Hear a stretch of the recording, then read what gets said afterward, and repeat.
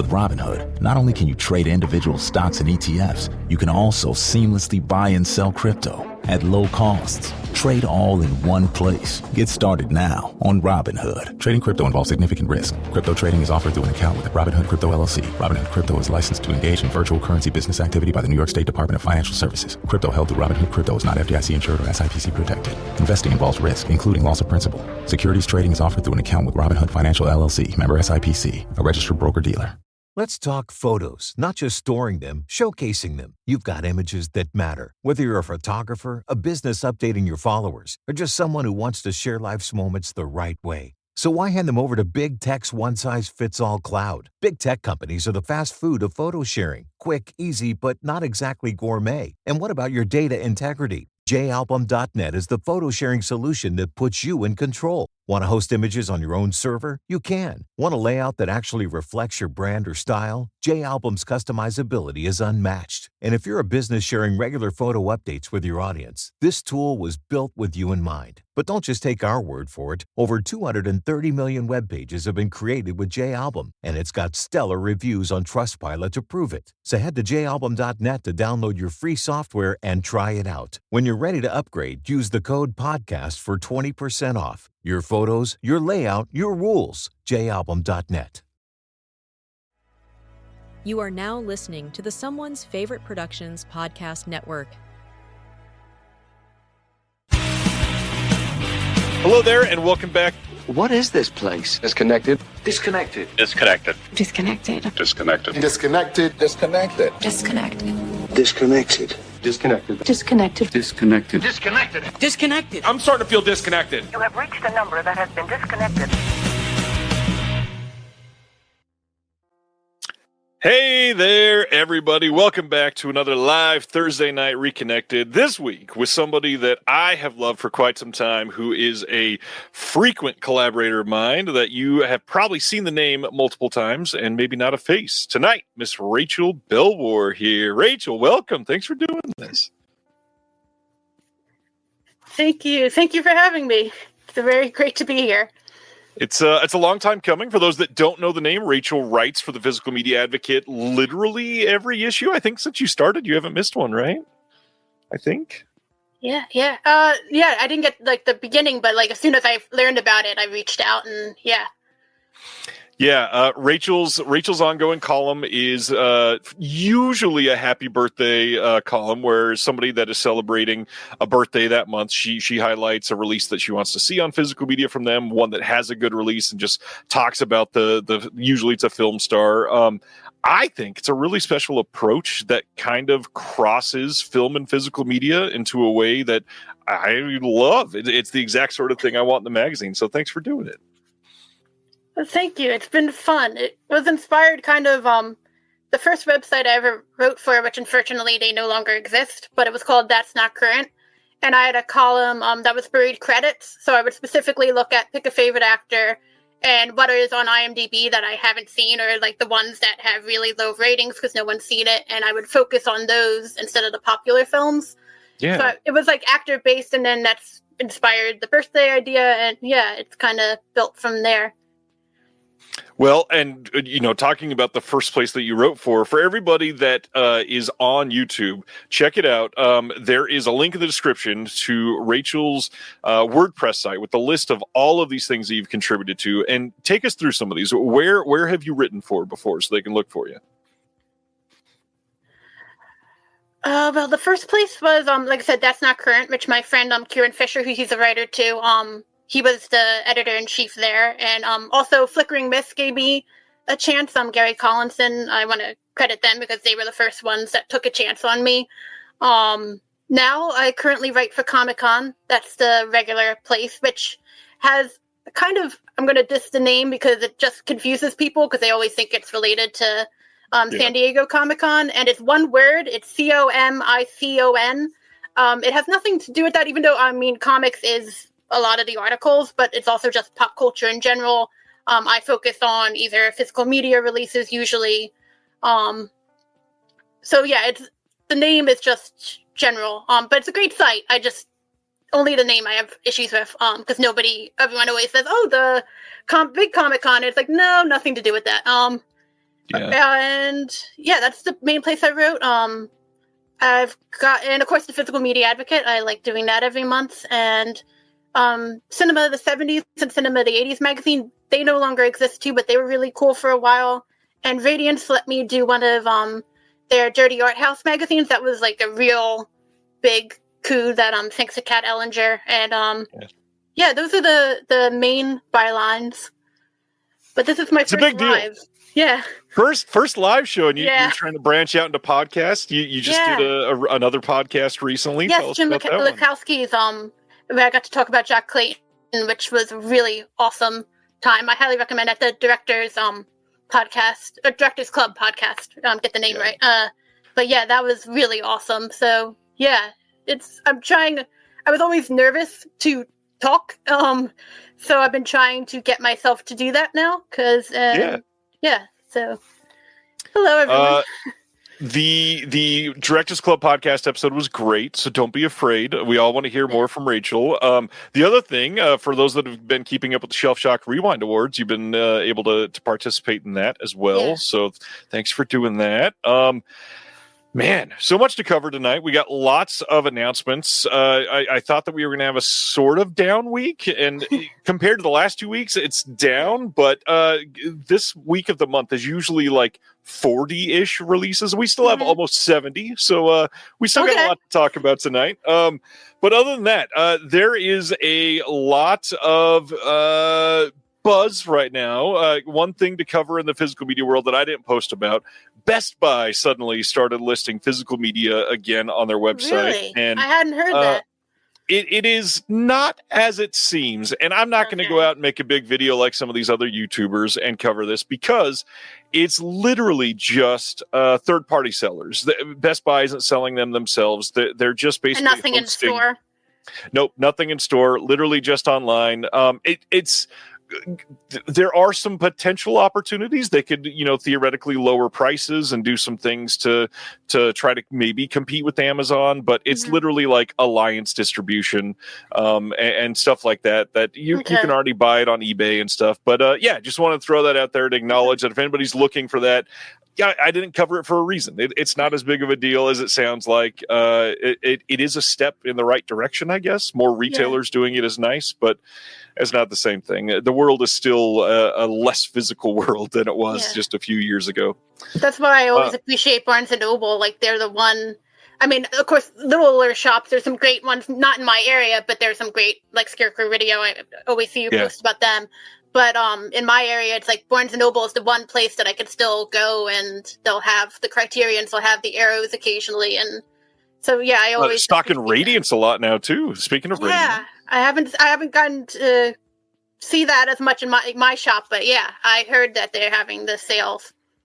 I think it was the last time I went with KB Loves Movies and Nathan Jones to Barnes & Noble together. We even found some indicators in person, which I think is the first time I've ever seen indicator releases in a physical store, which was really nice to see. Well, I remember they had a sale, like, I think it was around the same time as the Criterion one, so I thought that they were selling them, but that's cool. I like that step.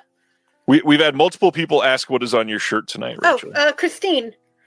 Nice. One of my favorite Stephen Kings. Yeah, because I'm trying to get into the spooky spirit. It's coming around the corner, so get it. Finally. Yeah. it's a good time of year, or at least you can get in the mindset of it being a good time of year. Yeah. The actual mindset is maybe not as simple to get into. Let's get into some more about you. You in the magazine, you cover a lot of classic film. Is that primarily what you find yourself watching and into these days? Yeah, I mean, I try to watch a little bit of everything, but I think my interests tend to lie on, like, where they say, like, the focus is 80s and later. Mine is the opposite, 80s and earlier. It's just what I grew up on was Humphrey Bogart films, Judy Garland films, and it just, now there's more accessibility to different films. I basically dabble in everything. I like genre films, like anything that has a twist. Musicals and westerns are probably the favorite, and where I have like the most leeway. Like, it can be a bad western and I will probably watch it. Versus like a noir, I'm more picky. I like noirs, but I'm more picky about it making sense or the plot. Yeah. But yeah, westerns, musicals, melodramas, horror, hence Christine. Yeah, basically any genre, anything that has a little bit of a supernatural spin, I adore. And yeah, tends to run older than the newer theatrical stuff. And that's why it's going to be a lot of fun to talk about what we've been watching recently, because that's seemingly what I can talk about. So, yeah, I've got a lot of that to cover. What about you? What have you been watching recently? Well, I have the Criterion Channel right now. So I actually just started watching the Ripley films for the first time. Like, Nice. Purple, whatever the Alain Delon one is. The Matt Damon one where that's the Incredible Miss Ripley. I wrote some of them down so I would remember. The John Malkovich one, I think that was my favorite. Nice. And yeah, I'd never watched them, but then I kind of ended up inadvertently getting into a Patricia Highsmith marathon. I watched Strangers on a Train. I read this really awesome book that's coming out in September. I got to read it early. That's on Strangers on a Train. And then it led into Ripley. I actually haven't read one of her books yet, but I started watching every movie adaptations of her work. And yeah, so that's been a fun deep dive lately that I wasn't expecting to do. One thing about Rachel, if you follow her on social media, I always appreciate at the end of the month when you post your favorite first-time watches, and every single month it's always a highlight. It's nice to see you keeping up with that throughout the year. Thank you. Ooh, and I did watch one cool thing. I did the Kickstarter for the new Hal Hartley film, and it just came in the mail today, or not today, yesterday. So I watched that because I got to get the Blu-ray. I think it's premiering in New York in September. Yep. But yes, I got to watch that, and this was really cool. I love. This is the first time I have some of the Blu-rays. But I watched it, and I love that it had bonus features. I like that he puts them out himself instead of waiting for like a bigger label to release it. And yeah, it's got some of his regular cast members. It's really good. So I'd recommend that. It's called Where to Land. And I don't know. I know like it's starting in New York. I don't know what kind of theatrical release it's going to get, but I hope it gets a good one because his films are always awesome. Is this one up on a site yet? Do you know? I think it's just the Kickstarter awards people so far. Yeah, got it. Yeah. So I'm not sure what the release beyond the premiere is, but I'm sure it'll be on the site eventually. Yeah, I just checked; it's not here, but it'll be there eventually. All of his stuff ends up there, but it does go out of print. Like one of his box sets, one of the I think it's the Long Island trilogy goes for like $300. I was so glad I picked that up one of the times it went on sale because I'm on the email list too, and it's like one time it went on sale, and I'm like, I should get that finally. And I was so glad when I saw. I didn't realize it could go out of print, and it's like, oh, I'm very glad I picked that up. Yeah, it's a good thing. I'm glad that you got it. I unfortunately didn't. Sorry. Let's see. Anything else that you watched that you want to highlight? Those were the main ones. I watched. I have a review. I don't know when it's going to be posted. But Indicators and Justice for All. I've been on a little bit of a. I read Al Pacino's memoir, so I've been watching some. And it was a rewatch that one, but I really liked that movie. And he gets his whole speech at the end, which I don't think is as good as the Dog Day Afternoon speech. It feels like a copycat. Like we have to have him shouting at the end. And you can't beat Attica, but it was still. I still think it's a really good movie. And Indicator's release is really good. It has a new commentary by Alexandra Heller-Nicholas and Josh Nelson, who I think they're fantastic. They also have one of my favorite commentaries on Fun City Edition's Marvin Caller, which was a great discovery. Like I think last year I watched that. Very sad movie, but somehow very good. I like sometimes the really depressing ones. But anyway, back to Injustice for All. They did the commentary on that, and really good job. And then it also has a commentary with the director Norman Jewison, which is like a carryover. It was really good release if anyone's looking for that. It's Region 2, but it's really good, and my review is very positive. Very nice. I'll run through mine real quick. For some reason, it was a crazy weekend. I've had a lot of family birthdays this month. I had my the first month was my wife's sister's birthday. The first weekend in August was my wife's sister's birthday. Second weekend was my youngest kid's birthday. Third weekend was my wife's birthday. This weekend is my brother's wife's birthday. Okay. I need a break, first of all, from all of that. But because of that, it was a weird time with theater screenings. And so I broke some of the things up. And somehow, over Friday, Saturday, Sunday this last weekend, I went to the theater 7 different times. Really? Yeah. So last Friday, my wife requested that we all, as a family, go see Freakier Friday together in the theater. And it's kind of a mess. I feel like they took all the jokes of the first one and said, let's do those, but sillier. And because of that, it was way too convoluted of a storyline. Okay. It was fun, I guess, in a very Disney Channel sort of way. Okay. But it was not, I don't know. I think they tried to go too much into the nostalgia, and it just didn't quite work for me as much as I wanted it to. But then it got a lot better from there. The next day I went to Shin Godzilla, saw that on the big screen for the first time. I never saw that at home or anything like that. So this was a big one.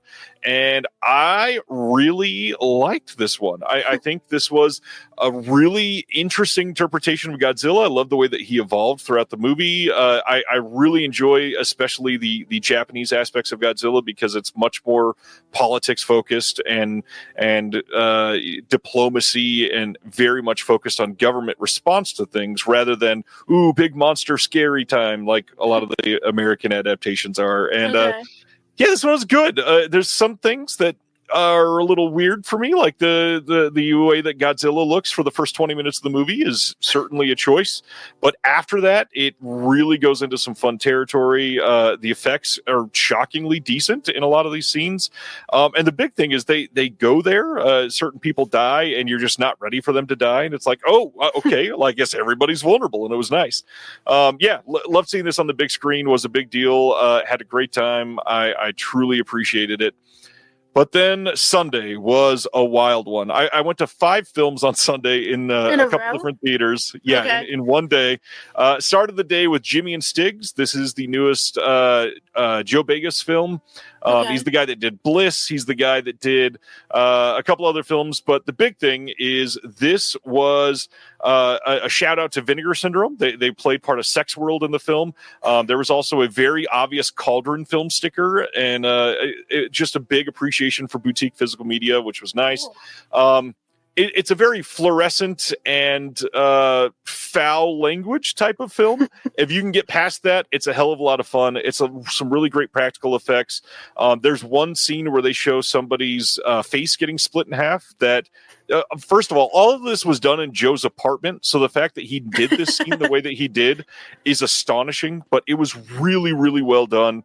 I appreciated this film a lot more than I liked it, and yet it was still super entertaining. Although I can tell that a lot of people are going to hate this movie. It is very frenetic. It's very like yelly the entire time. It's just a couple dudes yelling the entire movie. And essentially it's a race to see who can say fuck more times than the other person. Okay. And the dialogue sucks, but it was still entertaining. It's interesting. Then after that, I went to a really fun screening of Americana, which I thought was going to be pretty bad. This is the newest Sydney Sweeney movie with Paul Walter Hauser and Halsey. And Halsey is the star of this movie. I don't really want to say much about this because it's kind of one of those movies where if you say anything, you're going to spoil very specific plot lines. It's not like twist heavy, but there are certain things that you're not going to see coming for this. Essentially, it's a crime thriller. Was quite happy with it. I did not expect to like it as much as I did. It was honestly pretty dang good. Then I saw The Knife, which is about a black family that is just moved into a new theater, and they are asleep in the middle of the night, and the father figure hears a noise downstairs and goes downstairs, and there is a woman in their kitchen that just broke in, and he says a couple words to her, and then the next scene essentially is her on the ground, essentially dead.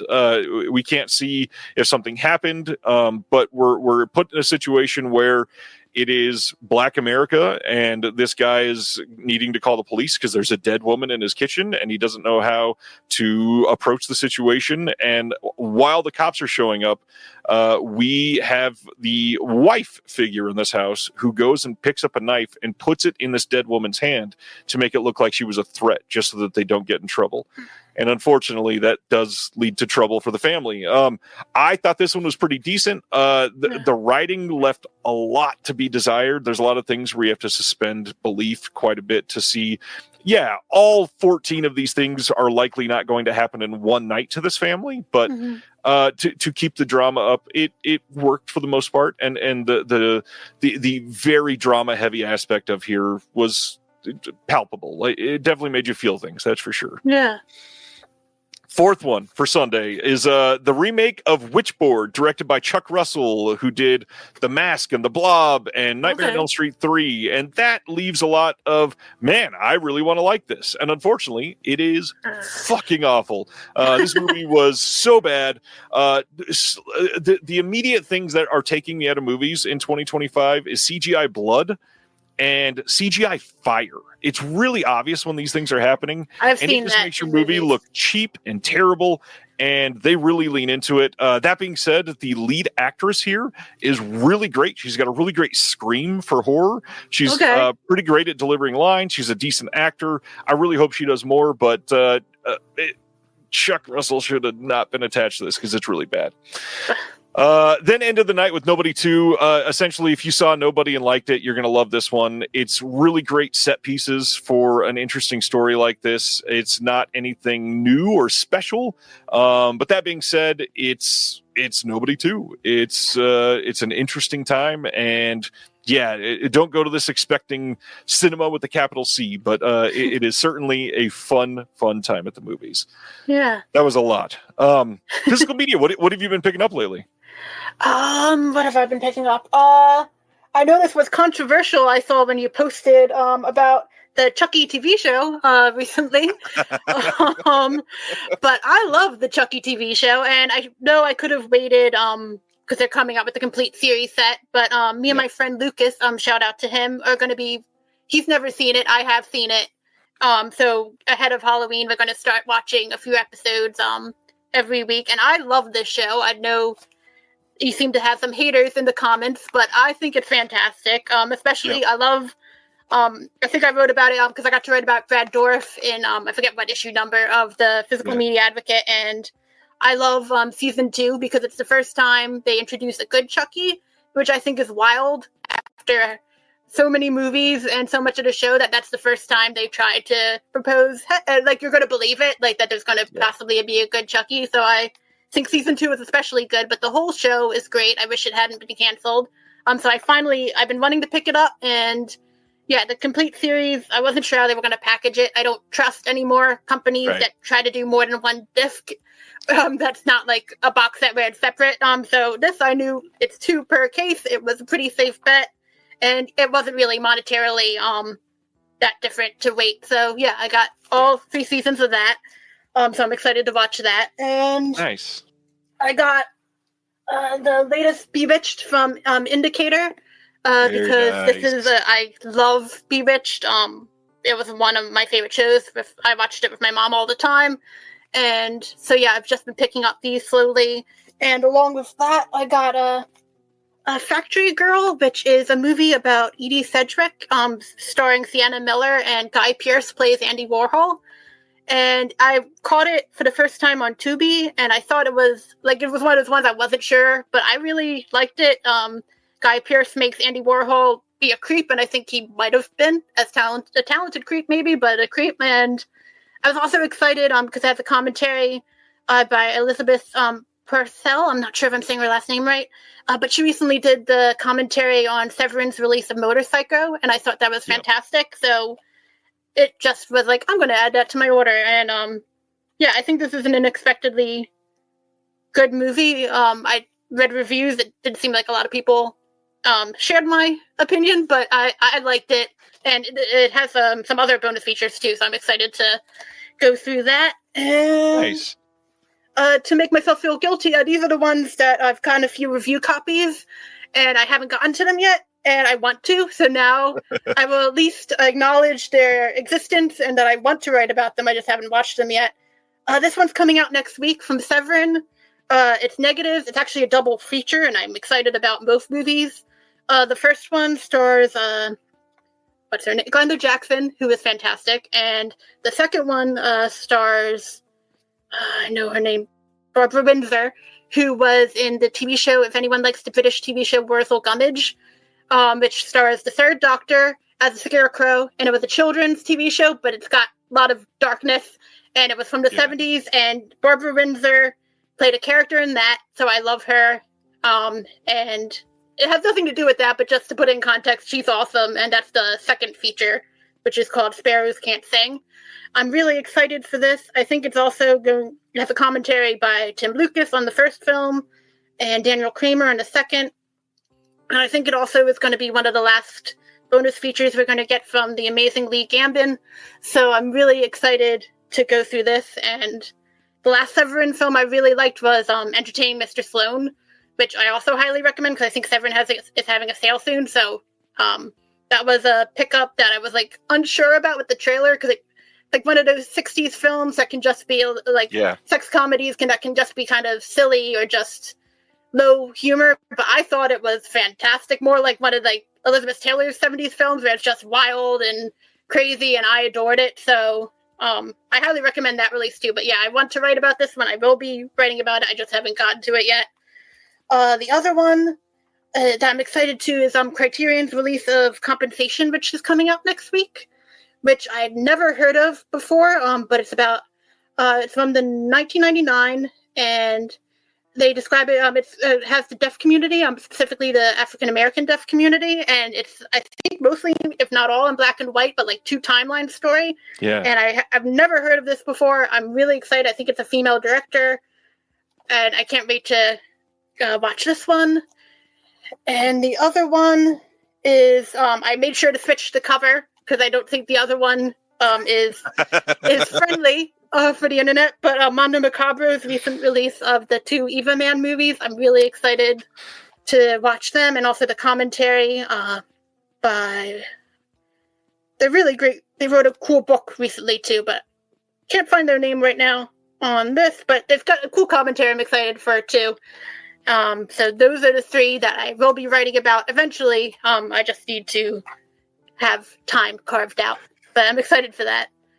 How about you? Time is not an easy thing to come by nowadays. No, and I always like to, I always want to watch all the bonus features, and I always feel guilty if I skip one or if I don't read the booklet. So it's just the additional watching. I think each of these films has a commentary, so it's it's additional time, but I don't want to just cover the movie. I want to acknowledge what the critics are doing. Imagine that. Imagine if everybody had that mindset. I would love that. Okay, so I've got a handful. These were mostly held up at the pre-order, which you're going to see what held it up, and we're going to joke about that, I'm sure. But a couple really, really new ones. This is Cult Epics. This is a Dutch film called Dakota that is coming out right now. I think it's coming out next week. I think we're going to talk about that at the end. This is the last Scorpio film directed by Wim Verstappen. This is supposed to be really great. I love a lot of the just off-the-wall stuff that Cult Epics does. Can't wait to check that out. But the big one that a lot of people, I'm not going to spend a good time on it because most people that are loving this kind of movie, you've already seen it. But this is the new Synapse release of The Deadly Spawn. It is one of these beautiful giant box sets with crazy digipack, poster, big booklet, really great art throughout this entire thing. And the best thing is that there's different art everywhere, and it's a movie that is very visual in nature. So when you're getting things that has all kinds of iconic art and scenes in it, the fact that we can highlight all of these is so fun and important and beautiful. Love that. But now the release that was holding everything up for me in this big package, this might be the most delayed box set that I've ever ordered. This has been delayed, I think, 6 times, something like that. This is the Vito Giallo set from Cauldron Films that I think I pre-ordered this last November or Okay. it got announced last November and literally just showed up. And because I had ordered a couple of the other things with it, I also got Mad Fox's 4K from Cauldron, which I had the old European release of this one. Really stoked to upgrade that one because this did not look good on that Blu-ray release, unfortunately. And then the last one, this one I've not seen, but I've been excited to check out considering the way they described it on the website, and that is Cries and Shadows. This is, what is the subtitle? The Return of the Exorcist, which I am stoked to check out because I love Exorcist ripoffs, and this is supposedly a pretty decent one. Is that a newer film or? No, this is from, do they have the 75? Okay. So yeah, So quite really fresh ripoff. They were immediately grabbing on. It's Italy. They never cared. Lots of great stuff coming in recently, and I dropped the poster. But yeah, this box set that held it up. I think Tyler's asking if it's sold out. I believe they are going to have a couple more of these, but they're getting everything shipped out before they put more of those back on the website. There's probably not going to be a ton of them left, considering they were available to pre-order for, I don't know, 8.5 months before they were shipping. So we'll see how many are left. But yeah, that's Cauldron, which I didn't got anything new from Cauldron in a long time because of that. So very happy to get that in. Yeah. I don't think I've dabbled in Cauldron. I know of their releases and I love the cover art, but I don't think I've gotten a Cauldron one yet. Well, speaking of that, what physical media companies are some of your favorites? We heard about the films that you like, so I could probably guess a couple of them. But which ones are like your diehard? I'm always interested in these. Well, I love Warner Archive because I love a lot of their titles. I hate the pace sometimes that the titles get released, but then I also respect the quality of their releases. You're always going to get a crisp image. There's a reason they take so long, so I respect it, but also at the same time, it's like, it's so, actually, I mean, considering how many times there's been the false alarms that Warner Archive's dying, it's not going to release it anymore. It's actually been a very good year for them. I mean, they're being consistent. You're getting at least 6 releases a month. So actually, I really have nothing to complain about. But yeah, and I'm excited for like Huckleberry Hound coming out soon.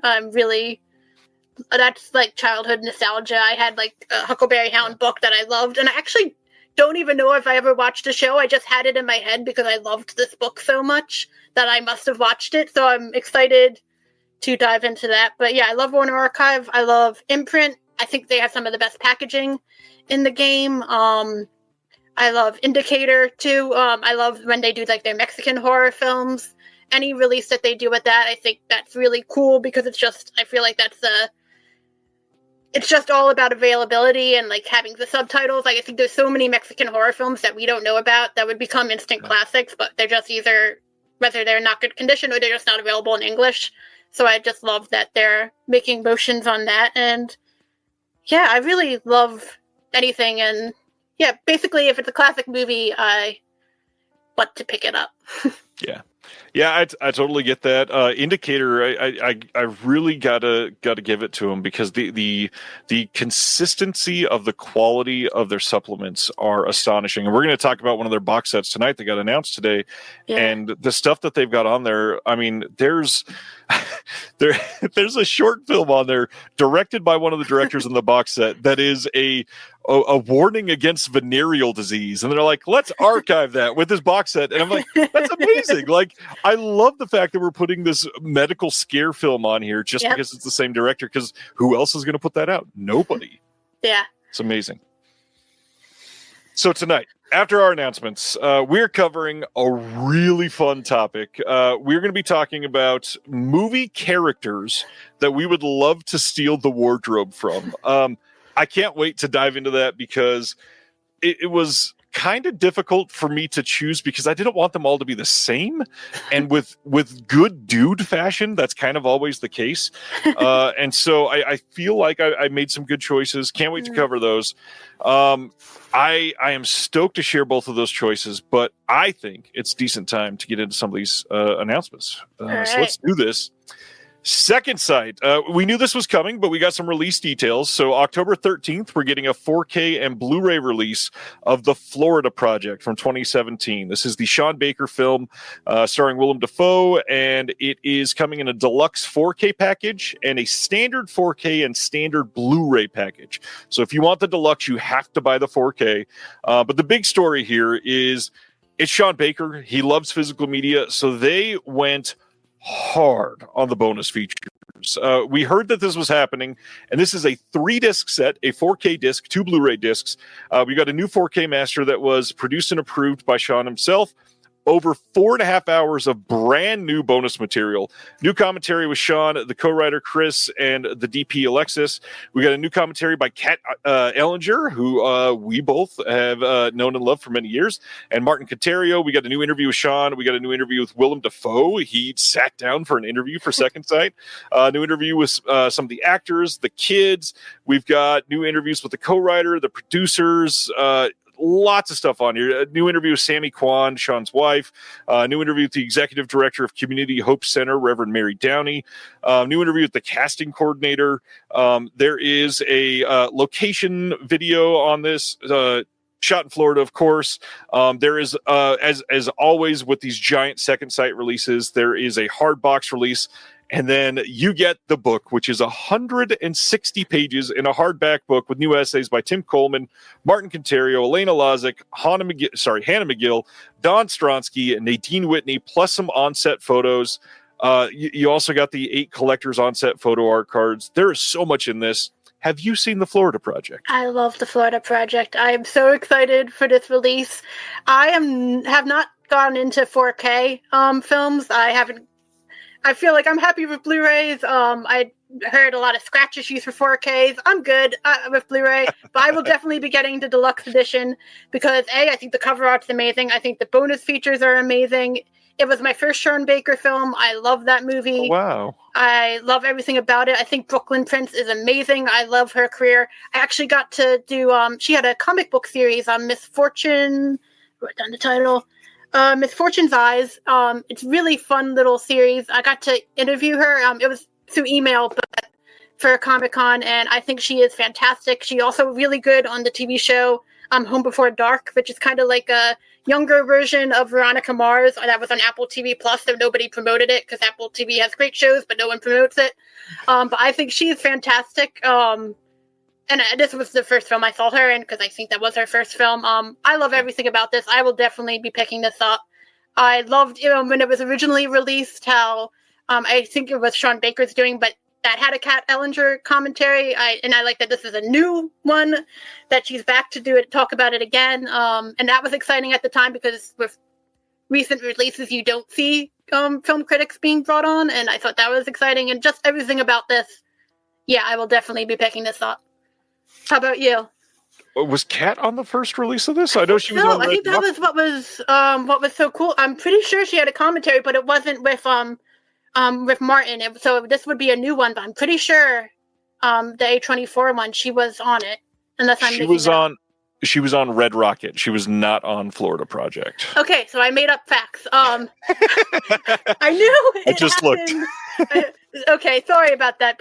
But yes, I knew it was a Sean Baker film. I just totally lied. But no, it's no big deal. I'm glad about the continuity that she's back on this. Yeah, I love this film. It's not my Sean Baker film, but that's like saying it's not my favorite child because they're all perfect. I completely love the vibe of this movie. It is very Sean Baker, and if you have seen any of his movies, you know exactly what that feels like. Kat is incredible. I am stoked that she's back on this. I love that he loves physical media so much that when he was going over the physical media release for Red Rocket, he said, you know what, A24, we have to hire Kat Ellinger to have her be a part of that. That's a quote baller move, and I love that it's happening. Yeah, good stuff. Love Sean. Yeah, amazing release. Can't wait to own this. And then this one, I was very, very happy to see this. They also announced that pretty soon they're going to be releasing a 4K release of The Ugly Stepsister, which came out this year. Have you had a chance to catch this one? I have not. I've seen the trailer. I'm interested because I like the dark fairy tale, but I have not seen it yet, no. It's on Shudder, right, too? I think it's on Shudder already. Okay. I saw it at Panic Fest here in Kansas City earlier this year. That was one of the U.S. premieres of it, and I adored this movie. I knew that Shudder was probably not going to give it a loving release like Second Sight clearly will. Yeah. This looks like an absolutely amazing release. Awesome. I love this movie. Please check it out. If you like anything dark fairy tale or body horror, which, by the way, really fun combination of those two things. Absolutely love this movie. Yeah, anything I imagine with the slipper, there's a great opportunity there. Well, and that's just one of like 8 awful scenes of cringe. But yes, lots of opportunities. All right, I'll definitely add that to the Halloween viewing. Nice. Well, speaking of beautiful films, Deaf Crocodile has up for pre-order now and shipping in September. Sirius from 1942. This is a romantic time travel film that is set in the 1940s, where a brash Hungarian playboy travels back 200 years with a mad scientist to the mid-18th century world of wigs and pompadours, where he falls in love with a penniless opera singer and makes enemies of all the aristocratic fools he encounters, including his own great-grandfather. This is, first of all, I have to point out, Deaf Crocodile, Craig loves art. I don't know that there are many releases that could even possibly compete with art as beautiful as this. This box set in the hand is going to be absolutely astonishing, and the back of it is just as good. The black and white art on this, I mean, I saw the art coming together because I saw some of the earlier iterations of it.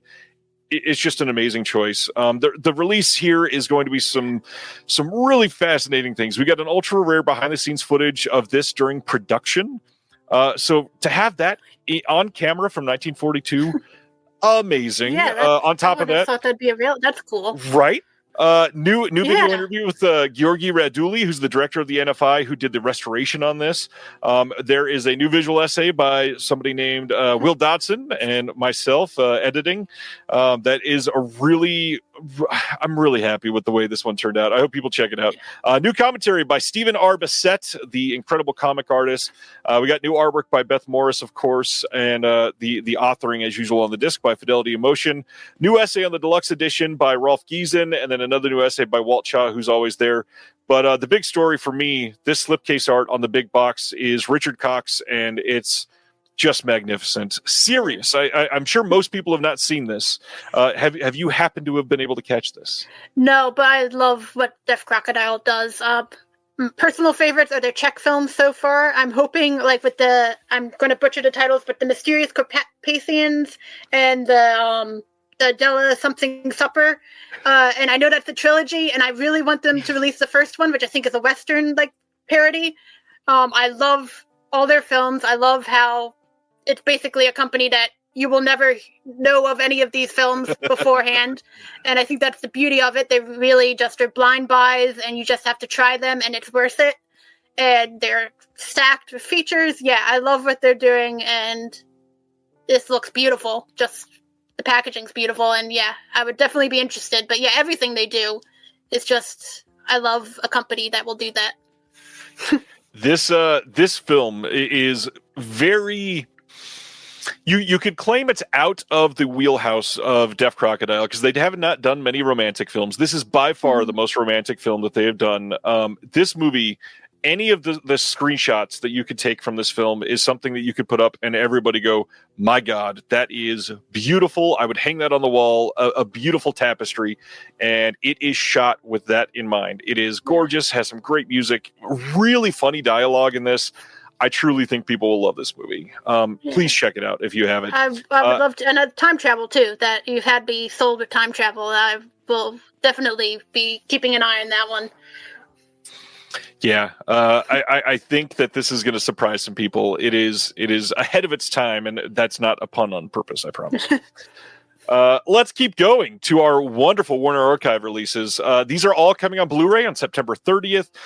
We don't have any 4K releases. I think they've only said that they're going to be doing like maybe 3 or 4 a year. So I have a feeling before the end of the year, we're going to get an announcement for maybe one more. We've already had 2 because they just year. did the Michael Caine one, right? That was the most recent. Yeah, in fact, I think that's like about to be shipping or just shipped this last week. So yeah, that is very, very recent. So I think last year when they did their first one, that was like a November announcement. So I'm guessing probably around then for the last one for the year. But this first one is with Walter Houston, and we got The Beast of the City from 1932. This has some classic cartoons on here. We got Goopy Gear and Bosco and Bruno. This is a brand new master from a 4K scan of the preservation elements that they have. I know nothing about this film or any of these other Warner Archive releases. This is going to be the Rachel show for a few minutes. Okay. Do you know about The Beast of the City?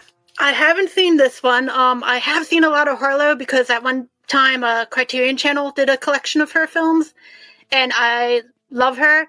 I looked up this movie. I'm not crazy. It sounds of the plot because it sounds a little bit like the cop who breaks the rules, but the moral is they should let him.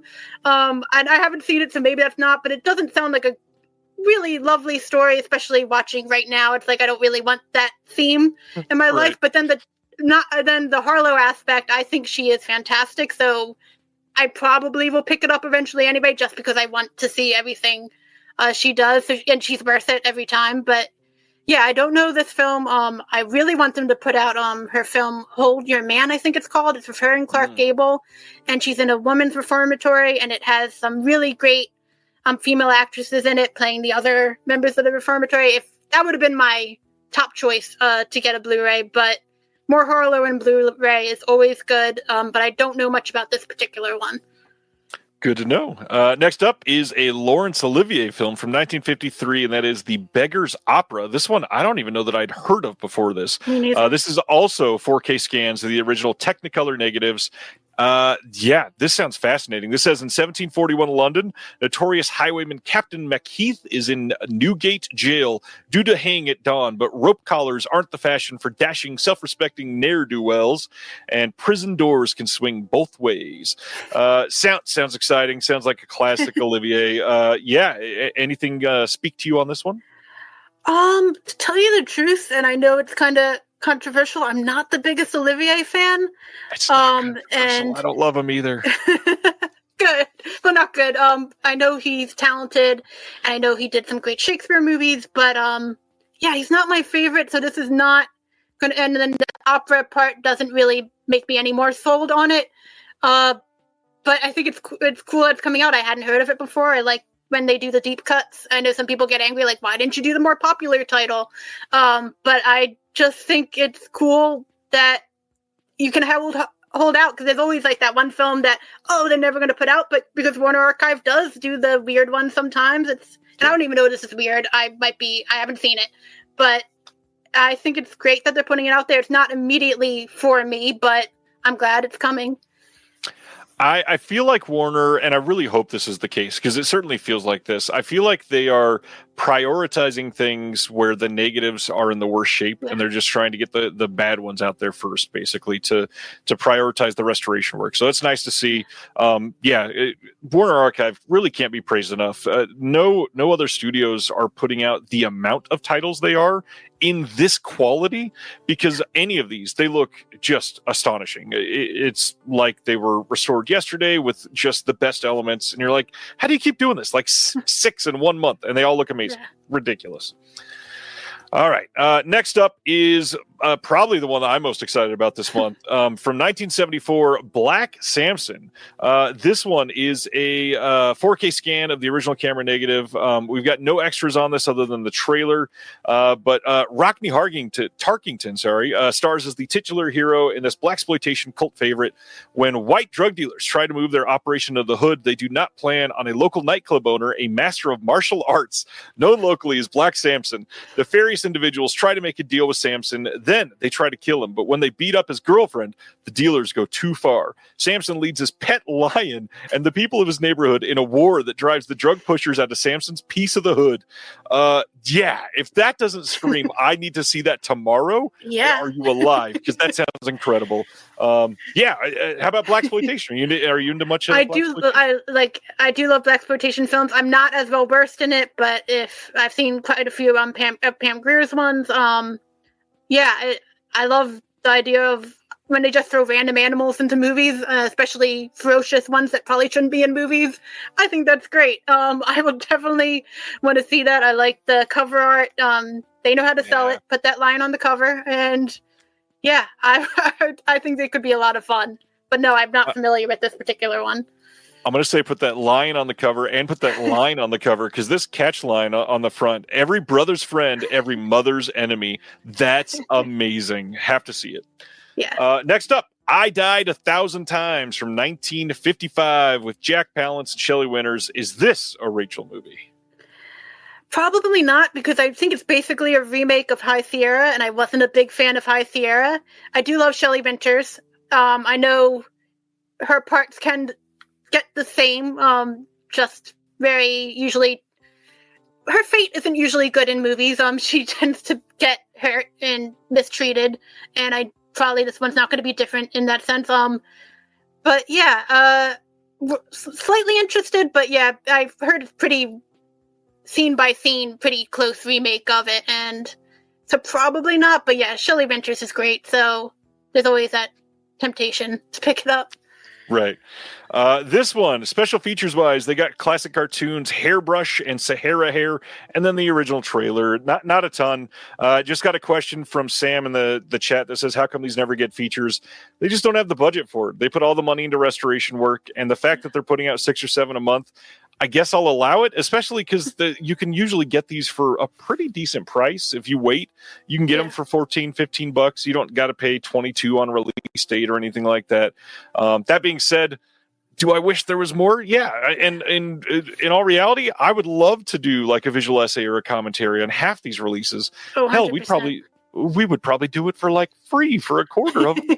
But at this point, it's hard to complain because it's a studio putting love into I Died 1,000 Times. No other studio is doing that except for Sony, and they don't do it at the rate that Warner Archive is doing it. So bravo to them. Yeah, and they always carry over. Like if there was a commentary in the past, they always carry it over. Or occasionally you'll see it. Like I think the Devil Doll had a really good, like some of their horror titles, they'll splurge. Like that one had a good commentary. So every once in a while, but yeah, I wish they had more, because I'd love to work for them and help, because it's just amazing titles. Yeah, well, and not only that, a couple of the horror titles have gotten like 2-disc releases because they have so much on. Yeah, like the Hammer horror ones, yeah. Yeah, and they really, really go into that, and it's nice to see because, again, these are probably going to be the best releases of some of these films. So if they're willing to do that, yeah, I'm glad that they're doing it. It is something that needs it, and it's good work. Again, the restoration work is pretty top notch for a studio, and at that point, just I love it. I want to point out, because he's here, you should go support Real Black. And he's talking about he loves this shirt because it is a Real Black shirt. Go check out his site at shop.realblack.com. Well-priced, comfortable shirt, good material. Please, it needs to happen so we can see a good release of Riverbend coming out. And I'm going to be, I've been saying this to him a couple of years behind the scenes. I promise we're getting there. I'm sorry. He's going to be on the channel soon. We're going to be discussing Riverbend. And in all reality, he needs all the support, and Black film needs the support. That's why I wanted to buy the shirt, because it's important. So yeah, check out the site, buy a shirt. It's needed. All right. So my favorite part of Warner Archive, especially over the last couple of years, is the random obscure animation titles that they're releasing. And this is so different than anything that I ever expected. And beyond that, we do have some weird like controversy, I guess. This cover art is already wrong. This is not the actual cover for this release. And as it turns out, they took the background animation of this from the Madeline cartoon, and they don't own Madeline. Okay, I can see that. They had to replace it because they don't own it. I don't know how. I thought they changed it, but I didn't hear this backstory behind that. That's crazy. Yeah, I don't know how that, like, you can't accidentally do that. So very confusing there, but this is Touche Turtle and Dum Dum, the complete series. This is covering 4K scans of the original episodic negatives of 52 episodes of Touche Turtle and Dum Dum. And again, this is 275 minutes of an animated show that most of you in the chat have probably never heard of. It's only 2 discs, so again, it's only like 6.5 hours of content. But still, the fact that they're doing 4K scans of the original elements of Touche Turtle and Dum Dum is amazing. I'm so stoked that we're getting this animation. I'm sure you're into these since you called out the other one. I recently got their Wacky Races release, and that was really fun. I hadn't heard of it before, then all of a sudden at the same time, like Dynamite Comics put out a one-shot comic with Wacky Races, so it just seemed like Kismet, the universe, wanted Wacky Races out there again. But that show is super fun. I love that that one has like the same race cars every episode. Like they didn't add new characters, they just kept adding more gags, changing the locations. It's such a simple premise, but I adored that one, and that one I'd never heard of before. So Turtle who looks like he's dressed like Robin Hood, I am all for that. I think that's great. I don't know why the poor dog is called Dum Dum, but I definitely like the turtle. And maybe we'll find out and we can empathize in the first couple episodes. I was vaguely aware of this. I don't think I've ever seen a full episode, but I've definitely seen like pictures from the animation for this, just looking up old Hanna-Barbera stuff. And I, again, cannot believe that we're getting like full Huckleberry Hound. We're getting a complete series of this. Those things happen. Like even the Wacky Races one, I never would have imagined that we would get brand new restorations of the complete series. That is mind-blowing to me. So all of these, I literally, every one that Warner Archive releases, I will buy, and I will try to buy day one so that they get the most support out of them, because I want to fund these. And that's, I try to not say those sort of things on the show, because I'm not trying to talk anybody into buying something out of the principle or the story of it. If you want it, buy it. If you don't, don't. But for this, I want to feel good about putting money into something like this, because, oh God, like, we need more of these. I love it. Absolutely. They just feel good TV that you can just pop on anytime. It's fantastic.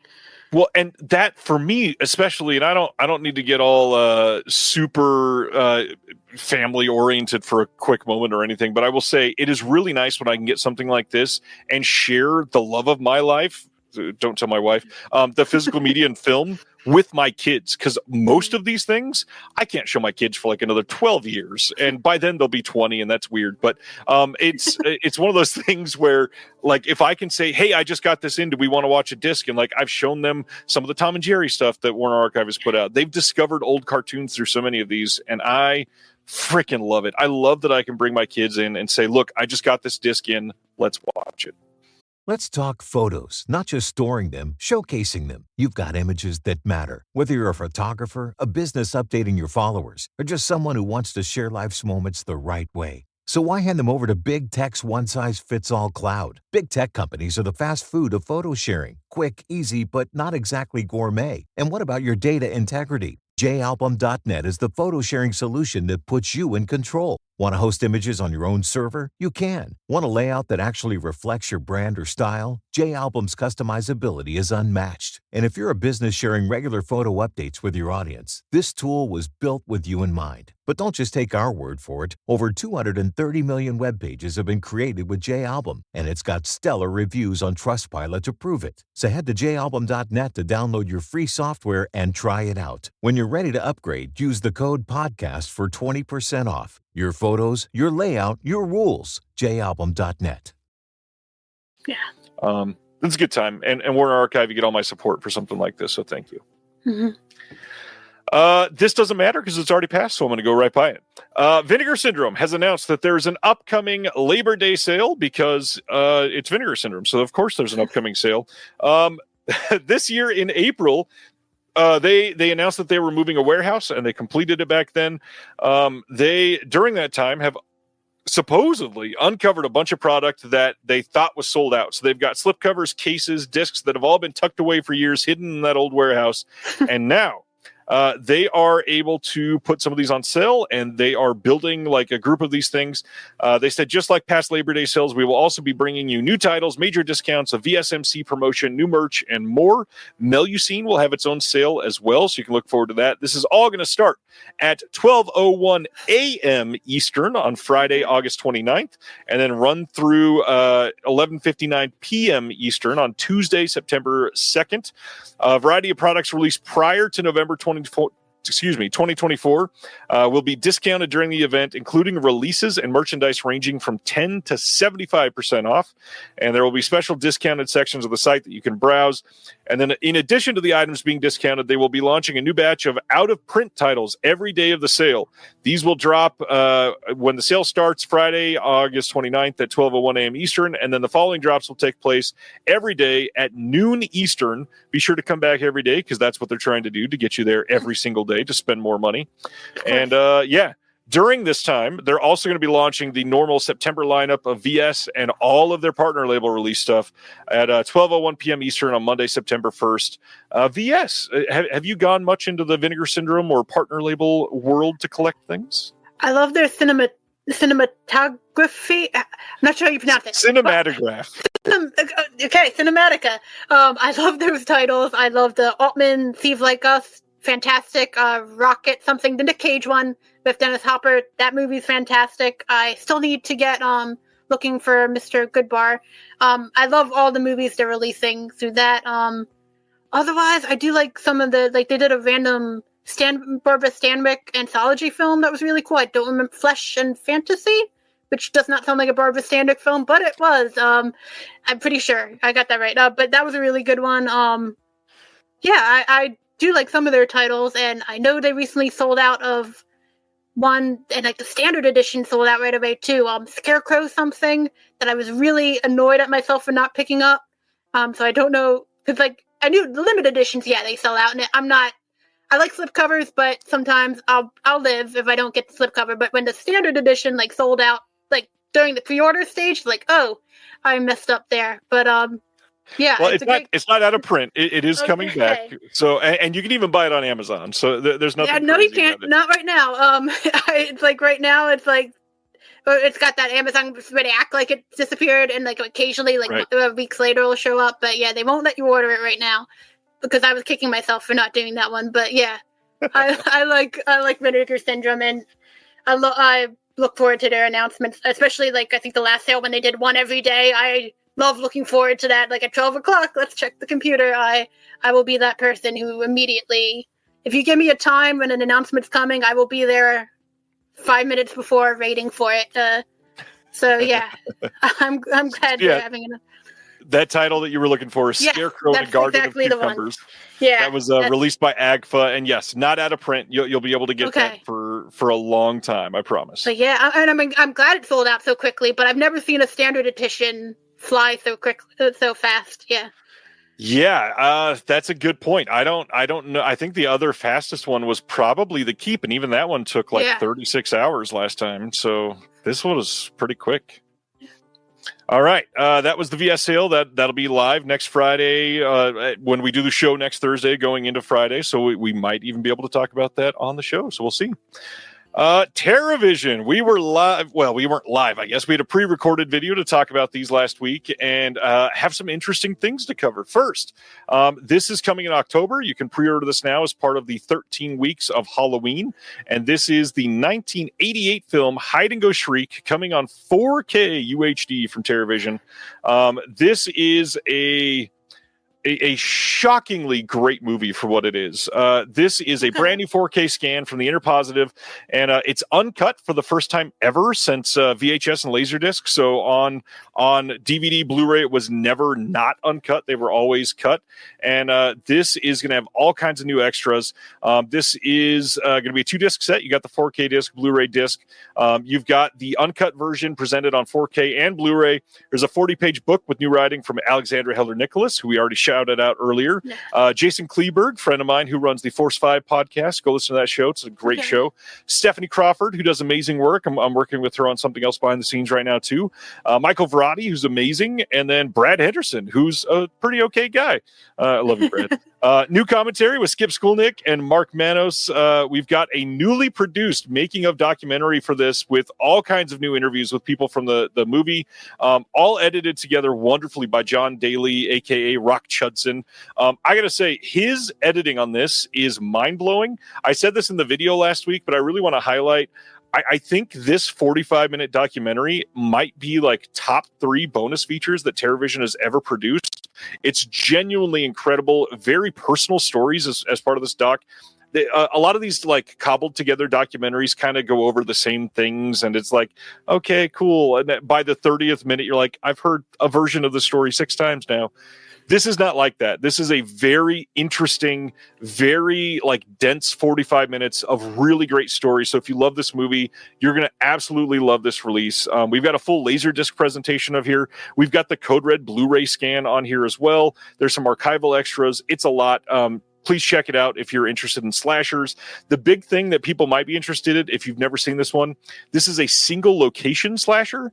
So it all takes place in a furniture store, and it's a very good movie for what it is. I'm assuming, have you not seen Hide and Go Shriek? I haven't heard of it, but you're selling it very well. I love the furniture store randomness. I would definitely like. I mean, this is the obvious one, but I love Black Christmas. Yep. I don't have as much knowledge. I love horror, but slashers is more of a blind area for me. But yeah, I liked how in the one picture he had a foot tattoo. I'm curious. I definitely would be interested in seeing this one. But yeah, I've never heard of it before. But I like the title too. Any pun works. This is really cool, and I do believe this is legit, Rachel. Carrie Mulligan in the chat says if there's an address, they will send you their copy of Scarecrow. That's extremely kind of you. They like the film, but not one they'd revisit. Is there an email address they can email you at, Rachel? Yeah, I can definitely provide that. I think it's actually on my you said you put the link to my website, which thank you for doing that. In the post in my About Me section, I know I have an email there. Or I can give it to Ryan, or he can pass it on, whichever. You could say it right now as well. That's if you're okay with that. Yeah, it's just my name, Rachel.Bellwoar@gmail.com. So it's nothing fancy. Always good with the obvious. Yeah, that's fine. All of that to lead up to Rachel.Bellwoar@gmail.com. It's really a hard one to remember, but yeah. Oh, that was a lot of fun. Thank you for doing that. Carrie Mulligan, thank you so much. That's such a kind thing to see in the chat. I love that the people in the chat are like that. Yeah, Hide and Go Shriek, check it out. It's a great time. I don't need to keep selling it, but the next one is one that people are definitely going to have a lot of questions about, and that is TerrorVision. In November, they are releasing Secret Mystery Title. All we know, well, I shouldn't say we, because I know what it is. This is from the 1900s. It's not a new film. It is a pre-order. This will not ship until after Halloween. And the reason they're doing that is because if you purchase this, they want you to be able to get it with the rest of your Halloween titles. But also, this is a set pre-order. This is limited to a maximum of 2,000 units, and if it's sold out before Halloween, it'll be over. You can't buy anymore. If it is still available on Halloween, then it will not be sold anymore. They're not going to do any more of these. This is a complete limited edition feature. It has a slipcover. It does have bonus features. This is a full release, and I do know what it is. I do want to highlight one thing. Everybody is pissed off on the whole like blind buying thing, and I totally get that. I do want to try to make people feel a little at ease. This is not like this is a terrible movie, and we are just trying to get rid of it. So this is the only way it would sell. This is a legitimately very interesting thing that it is like a lot of other TerrorVision titles that they just wanted to see. Would people be into this? Let's have some fun as part of the 13 weeks of Halloween. It was literally just a fun idea. The big thing, though, it is $14.99 for a full Blu-ray release with the slipcover, with bonus features and everything. Full release. I don't remember in the last 5 or 6 years that any boutique company has released a full release with newly produced special features and a big, thick slipcover for $15 in 2025. That's kind of unheard of. People are getting angry at this. Yes, like this is a bad thing. And I do understand the whole like I need to know what I'm giving my money to aspect. Of course, but for $14.99, that's not $15. I can't say anything else. It's a good time. I like the movie. I like the extras, considering I helped with the extras. But it's $15. $15. I think it's fun. Everything's blind box now. Why not?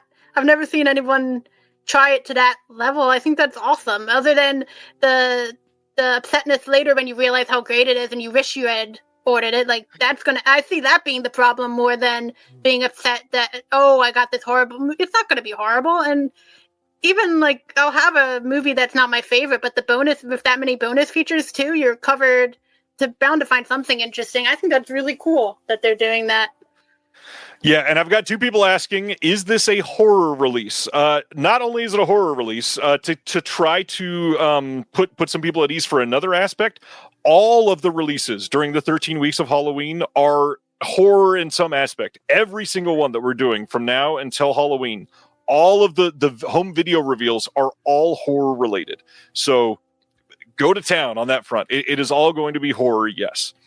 In at least some way, although I think one of the hints that he gave was like one of them is a splatter comedy, so it's at least horror adjacent. But yes, it's a good time, and I like that they're doing this. And if you're excited about the TerrorVision stuff, I will say, since it's not a part of the announcements, tomorrow at 5 p.m. Eastern, we are live again for the next week. What is this? The third week? Fourth week? I think this is the third week. Good Lord. I am busy lately. Third week of the 13 weeks of Halloween, tomorrow, live at 5 p.m. Eastern. We are revealing what they kind of already revealed today, and that is a new sub-label for TerrorVision. And if that is interesting to you, or if you've seen the logo, or if you've already set the video to save so it pops up tomorrow for you, it is going to be called Death Nerve Video. Death Nerve Video.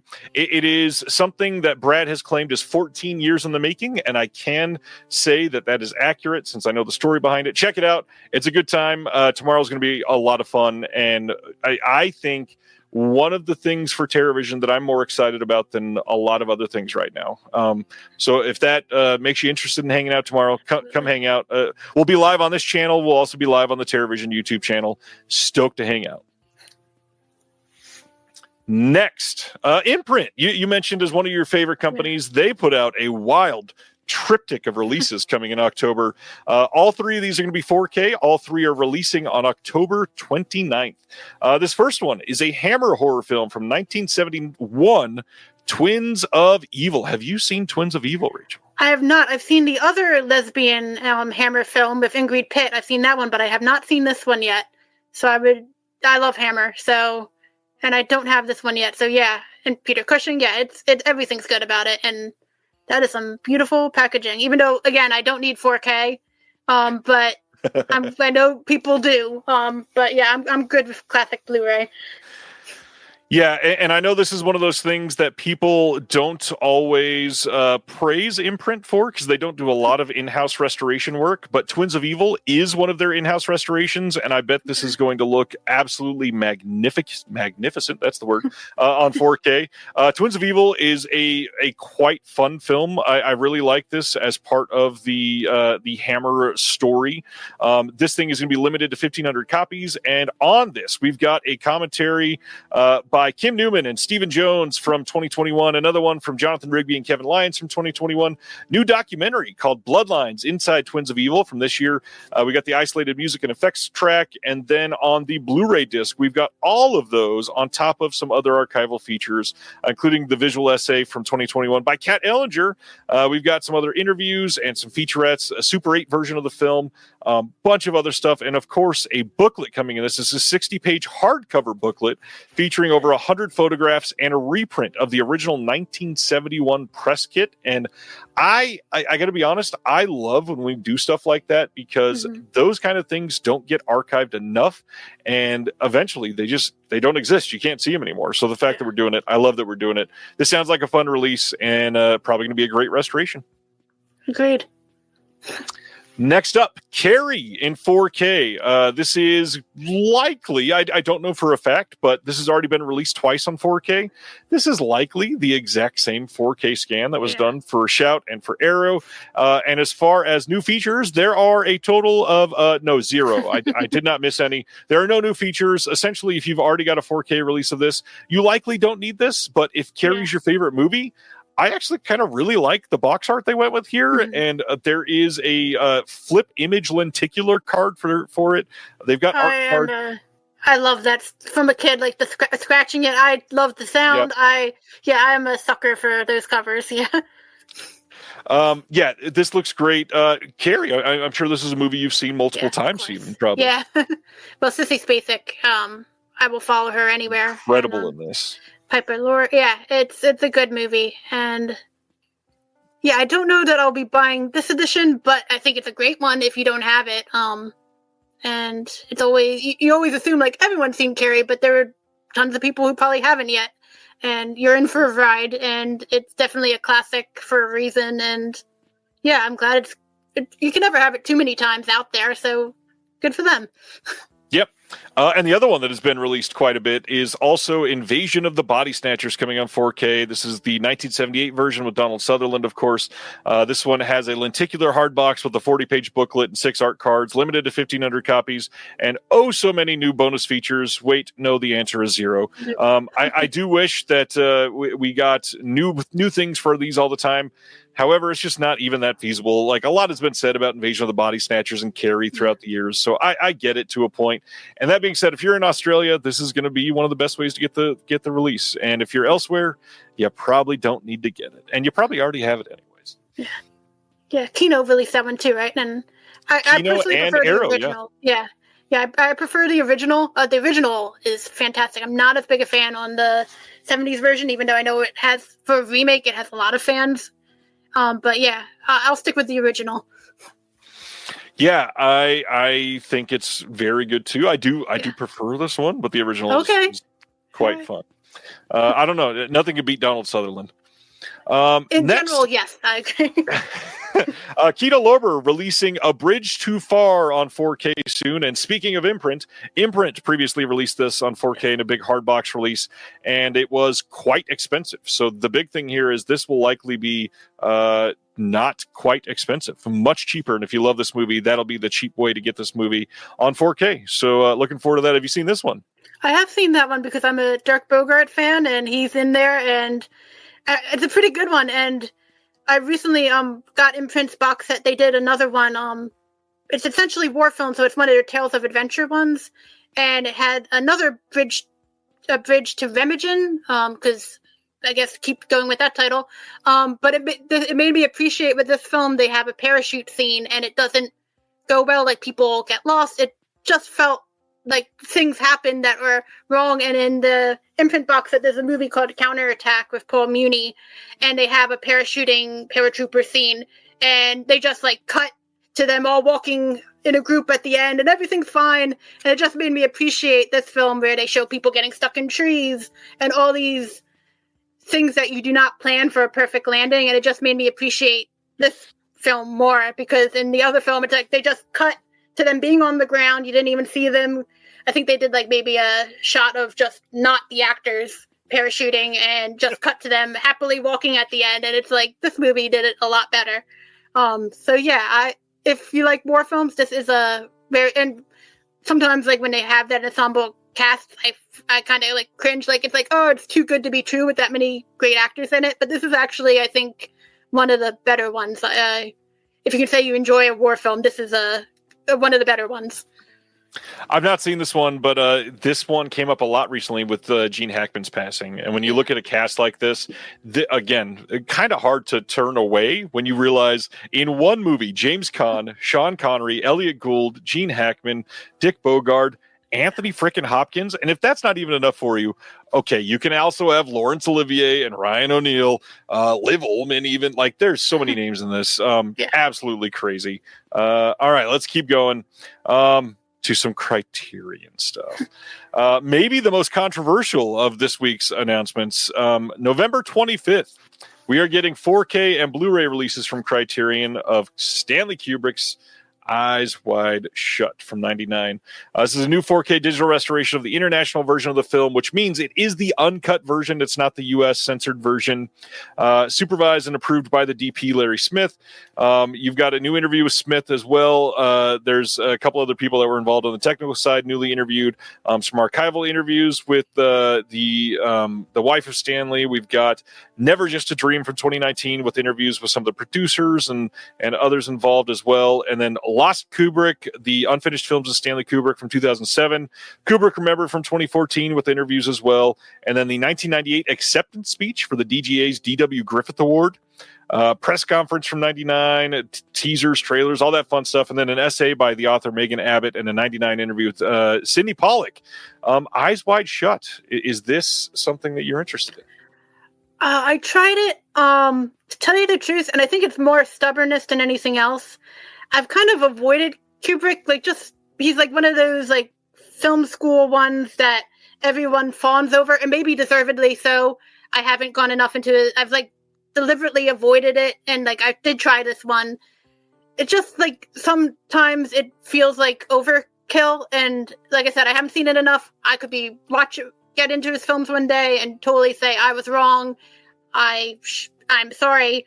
But yeah, I guess kind of like have this aversion to like how he can do no wrong. Yeah. And yeah, I do love Nicole Kidman. I did try this one, but yeah, it's not my favorite. And yeah, I think it was on the Criterion Channel once and I tried it, but yeah.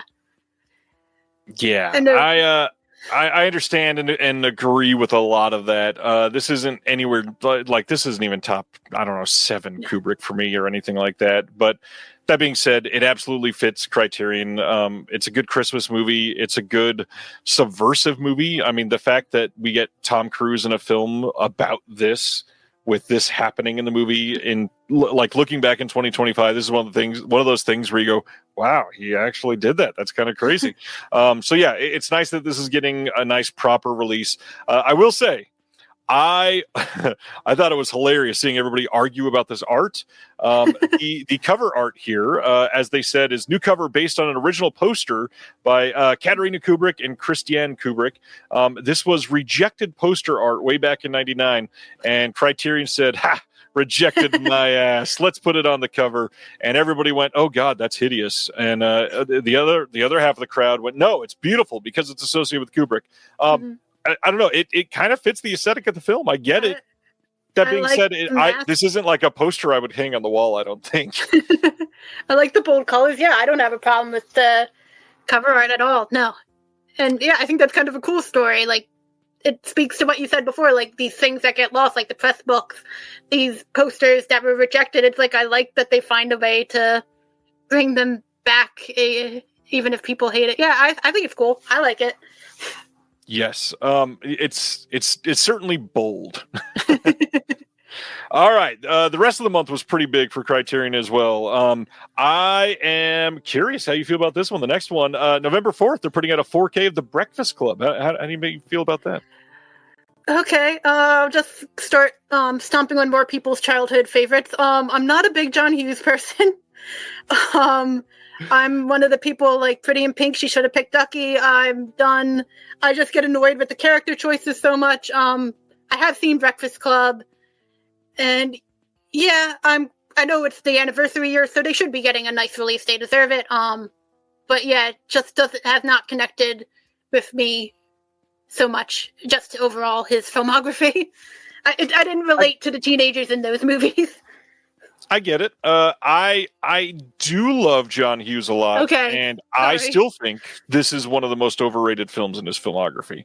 I don't understand how many people are still so dedicated to this movie. I feel like this does not hold up all that great.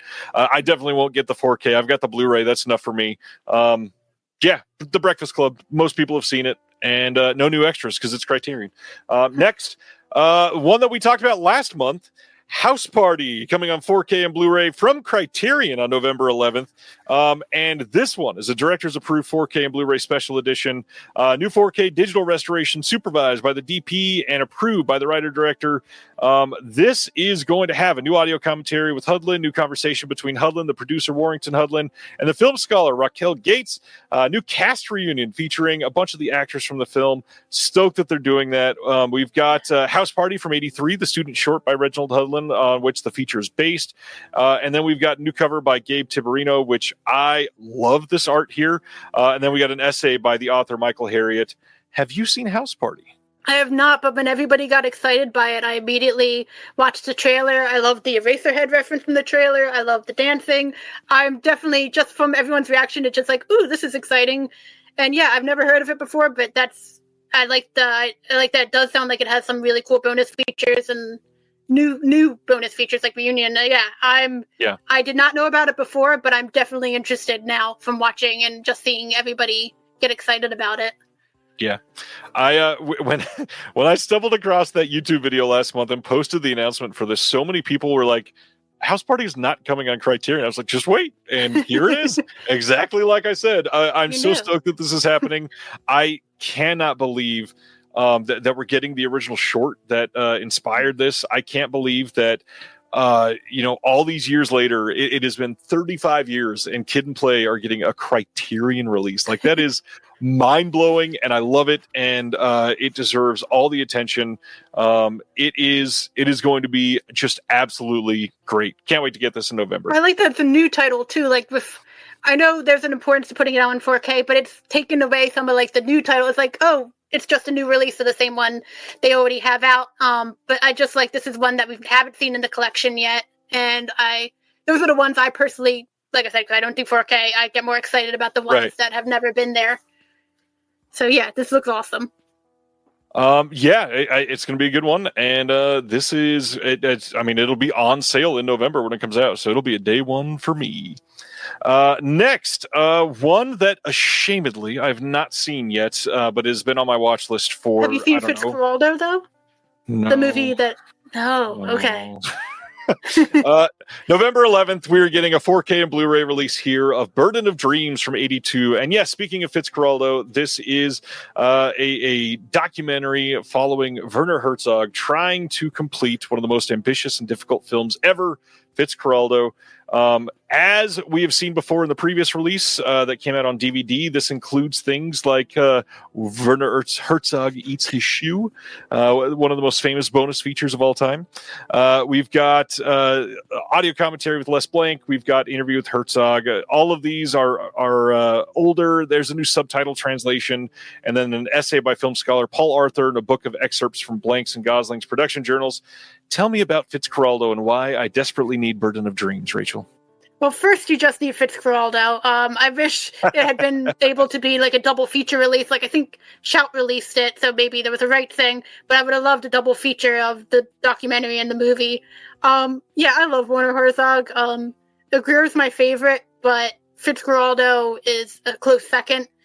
In any documentary, because that boat and... Or if it's a Werner Herzog movie, you're going to be in the elements. It's going to be real, rough, and tough, and why actors would agree? Well, because it's Klaus Kinski, so that's how he'll always.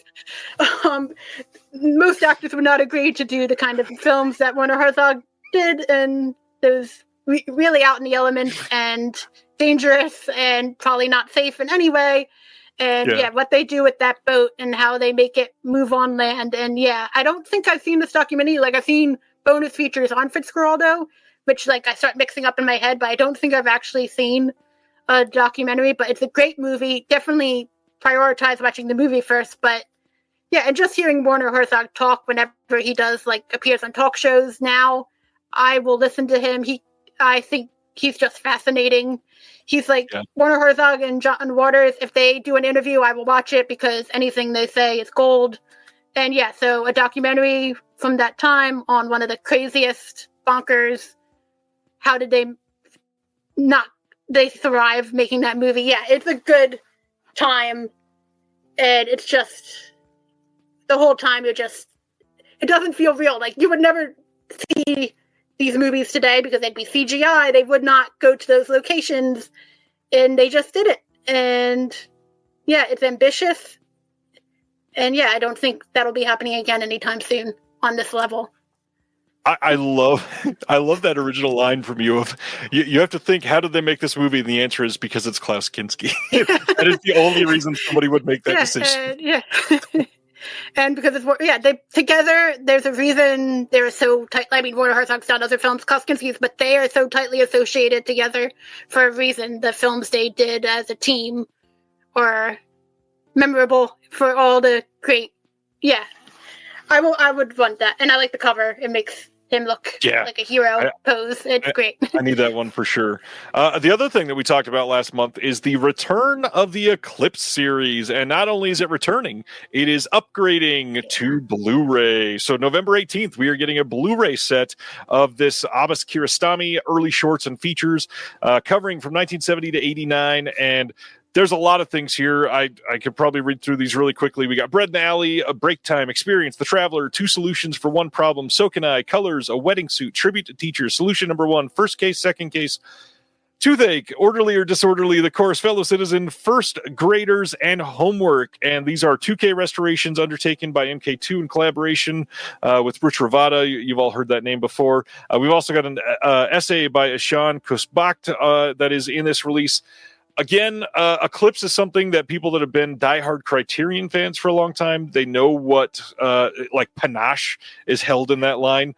And the fact that we're getting upgrades of many of these and new ones coming is very exciting. I feel like this is going to be a really interesting time to see these coming out, to see Radiance doing these prestige releases over in the UK, and Eureka with their Masters of Cinema stuff, Kino putting out some of their classics things that they do. It is an incredible time for physical media.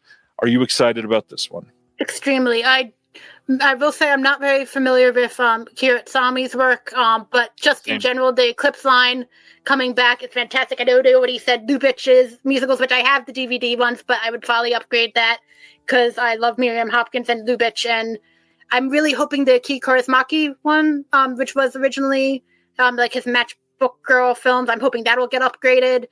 So, and like the early Ozu films, like I have a few of these sets because I'm not as much of it. I will, versus waiting for it and not owning it at all, I will usually get the DVD. So I think it's really cool. I'm interested to see how they balance like the upgrades versus new Eclipse sets that we haven't seen yet. But I think I'm glad it's continuing. I know Imogen, Sarah Smith is behind it, and anything she does is going to be great. So yeah, I'm really excited by this news. And yeah, it's just, you find there's some really good films, and I know there's like a Japanese Western, like Cult something that's on one of the sets, and yeah, I'm just very curious to see how they're going to balance it and how often we're going to be. Is it going to be every month, every other month? I'm curious what the scheduling is going to be like. Yeah, very curious about that. Actually, this is exciting. I'm glad that they're doing it. And again, Imogen, kind of. Yeah. It is kind of hard to describe what Imogen can do because she can make any Criterion auteur, she can make any Criterion focused genre, any of these things beyond not just entertaining, but engrossing. Even the way that she is accessible about these things is what makes her the perfect arbiter for a series like this, because without them being accessible, and not just like in an actual I am able to purchase them, but in a not only am I able to, I genuinely want to, is she's making these like welcoming to newcomers, and that's incredibly important for movies. I think Aaron but I think Aaron West might be here today. I did his Cine Journey class that he had hosted. Imogen taught this class on Palin Pressburger films, and I think she has another class coming eventually. And if you're at all interested in that, it was fantastic. Like every Tuesday, we got to go through Palin Pressburger's filmography, and it was just a blast hearing her talk and being able to ask her questions. And I was too nervous to go on camera for that one, but technically you can actually visually speak with her if you want. I just did the typing, but it was a really great time, and it's just like, oh, this person that I love from the Blu-rays is real, and I'm in the same chat room with her, and it just, the Cine Journey website is great, and yeah, anything she does is gold. Erin says she's the best and she's really excited for Eclipse coming back, undoubtedly. And yeah, shout out Cine Journeys. Everybody that hasn't checked them out, go check out Cine Journeys. This very exciting as well. November 18th, we're getting 4K and Blu-ray releases of Hell's Angels from 1930. For those that have not seen it, this one, another Jean Harlow film. This one directed by Howard Hughes. It says a high-flying feat of adventure filmmaking and a testament to the audacious, spare-no-expense vision of Howard Hughes. This landmark aviation epic remains exhilarating both for its daredevil aerial sequences and its nerve pre-code punch. With the onset of World War I, two British brothers recruited into the Royal Flying Corps. Ben Lyon and James Hall are the ones playing the brothers there. Find their bond tested by their differing attitudes toward the war and their love for the same woman, played by Jean Harlow, in her bombshell breakthrough. The product of a notoriously long and dangerous production that resulted in the deaths of multiple crew members, Hell's Angels broke new technical ground, making use of early sound and color technologies and capturing some of the most thrilling and dogfight scenes ever filmed. And I got to say, one of the best cover art for Criterion that they've done in years. And I will stand behind that. I think this is a remarkable poster. This is one that I would put on my wall in a heartbeat. New 4K digital restoration of the Magnascope Roadshow version with uncompressed mono soundtrack. You get a 4K disc and a Blu-ray disc with the movie and special features. New interview with Robert Legato, the visual effects supervisor for the Howard Hughes biopic, The Aviator. We got a new interview with the critic Farron Smith Name about actor Jean Harlow. Outtakes and rushes from the film with commentary by the Harlow biographer David Sten, and then an essay by the author and journalist Fred Kaplan. Got to shout out the artist on the cover, Sam Hadley. This looks amazing. I know you're super into this. Yeah, definitely. I mean, I have watched this film before, and it is a lot of the planes that Howard Hughes loves, and a lot more planes than I would need in a movie. But then Howard Hughes also gave me one of my favorite Vincent Price movies, His Kind of Woman, which was a recent Warner Archive, where Vincent Price basically gets on a boat and the boat sinks, and it's just the most hilarious moment. And bad when like you watch that one actually did have a commentary, and it's a horrible budget move. Like they made a tank of water just so they could have this sinking scene, and I think the takes, and it was freezing, and it just sounds like it was horrible conditions, because that's a Howard Hughes film. People end up dead apparently. It's the making of it. It doesn't end well, but in that time I like the instance. Here it's just a little too much of his plane obsession, but it's still Jean Harlow. I'm glad this is coming out. I think the bonus features sound cool, to actually, because I think I like hearing about how the plane stunts were done more than I like watching them. But it's still a good movie, and so I think it's great that it's coming out. Well, if somehow that's not enough for you from Criterion, last up this month, November 18th, 4K, Blu-ray, and DVD releases of little-known filmmaker Boone Wells, L from 1953. This is so great that we're getting a release like this. New 4K digital restoration supervised by the photographer Gabriel Figueroa Flores, director of photography Gabriel Figueroa's son. This is going to have a new visual essay on Buñuel by the scholar Jordi Zafira. Appreciation by the filmmaker Guillermo del Toro, up-and-coming name, you might have heard of him. Interview with Buñuel from 81. We've got a panel discussion from 2009 moderated by Jose Luis Garci, and then a essay by critic Fernanda Solizarno, and an interview with Buñuel by critics Jose de la Colina and Tomas Perez Torrent. New cover art here, also very striking for this one. It's simple and minimalist, but I actually really like this one. That's Buñuel, the one I'd want on my wall. I love this. It just reminds me of every great clock tower scene, whether it's Vertigo, Black Narcissus. I haven't seen this one, but right away, like the history of clock tower scenes, it makes me. I have seen like some, like I've seen Belle de Jour, fantastic. Yeah. I have not seen this one, but yeah, I definitely want to see what they're doing on that clock tower, and whether it ends as badly as things usually do from that height. Yeah, it's exciting. I love that this is coming out, and just like in the chat was said, hopefully the first of many of the Buñuel Mexican films. So we shall see what the future holds.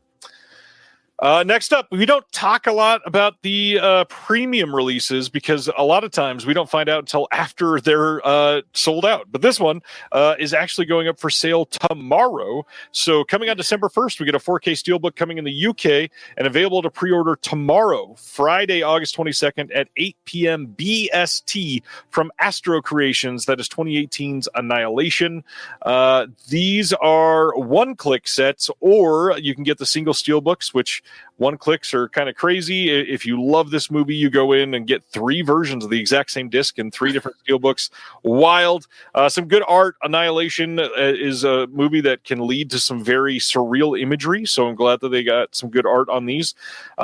These are going to be twin bossed, which means they're going to be embossed and debossed steelbooks, which is really great. You can be able to do a group buy for this on Media Psychos, on debossed steelbooks, on High Def Ninja, or you can order it direct from their website. You've also got a whole bunch of different options, 3 different cover arts if you're going to go for the full slip. Lots to cover. Have you seen Annihilation?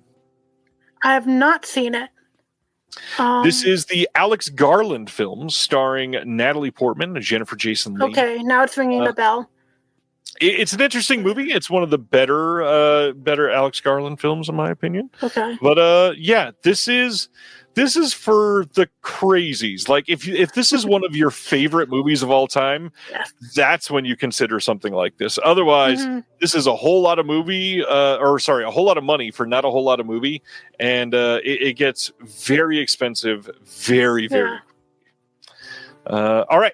Moving to our next one, from Annihilation to Annihilation in a way, Death Wish 3 from 1985, coming to 4K from Kino on October 28th.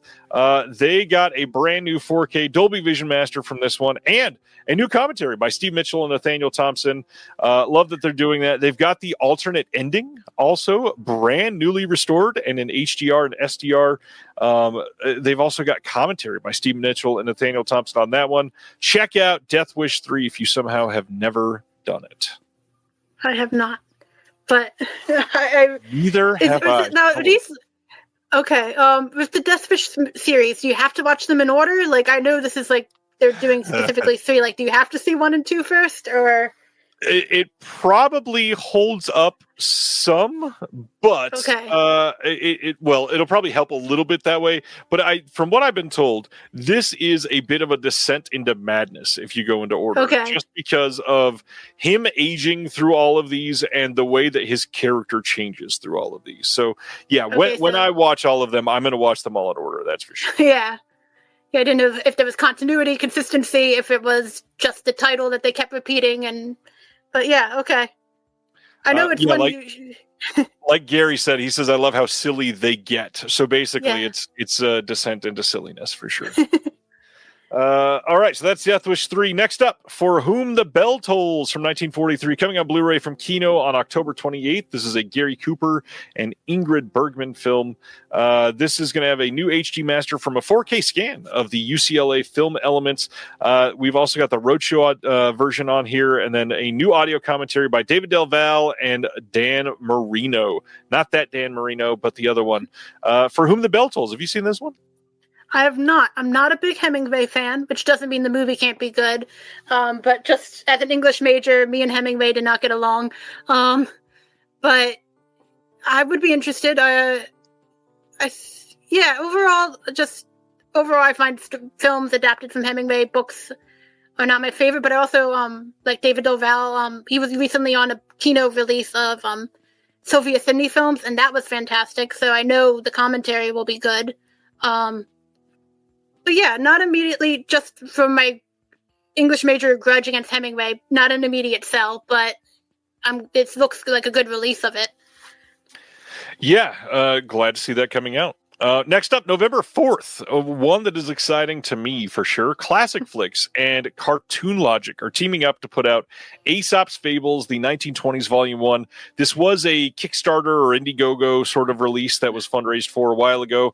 And this thing is covering from 1921 to 1928. And These are sourced from the best surviving elements, and they were archived at Black Hawk Films, who do really great with restoration stuff. I'm glad to see this is a volume 1. I hope they're able to get around to volume 2 and can get that funded as well. Some bonus stuff on here. They've got an alternate Commonwealth cut of Dinner Time and 2 Charlie Chaplin shorts by Paul's older brother, John Terry. Either way, fun looking release. I've seen some of these from way back in the day. I've not seen these in a long, long time, but these being as public domain as they have been for quite some time, you've probably seen at least clips from these. And if you don't recognize the name, or if you're listening to this on the podcast later, if you look at the art, that might spark a memory for you. But yeah, these are very classic. You've probably seen these sort of everywhere. Yeah, I don't think I have, but I love the art, and I like the old style cartoons. So yeah, this looks very good. And yeah, just that was the 20s. It's just amazing to think time. They looks like this could be a modern cartoon, and it's just amazing that it's already 100 years old. And yeah, that looks like a really cool set. And on top of that, again, we're getting restored versions of stuff that's older than 100 years of animation. That's crazy. And public domain, too. I like that there's been more public domain titles, because like sometimes they just ignore it. But the difference in quality is night and day when you see the restorations. That looks like a cool one. Yeah, I mean, look at what Criterion did for Night of the Living Dead. Yeah. Hey, we talked about this at the beginning. Sydney Sweeney's new movie Americana is getting a Blu-ray release on October 28th from Lionsgate. Honestly, I like this enough. I might pick this one up. Good movie. Okay. The Saw movies. These are definitely Rachel movies. I guarantee that. October 21st. I haven't seen them. I've just seen, I know the figure. I know the swirly guy, but I have not seen them. The swirly guy. But yeah, I definitely want to try one. But yeah, I have not dove into that franchise yet. I would say the first Saw movie is not like any of the other Saw movies. It's a genuinely tense and compelling thriller, and then the other ones sort of devolve into like the torture porn type of stuff that it got to later. But yeah, it's one of my favorite franchises, so I won't say too much because I'm biased. October 21st, we are getting a 4K steelbook of Saw 2 from 2005. Not a lot to go into here. It looks like from the back cover that they posted that this is just the R-rated cut, getting a 4K version of this. From what I'm hearing, a lot of the Lionsgate titles from the 2000s, for some reason, have not been archived to be able to get the unrated versions.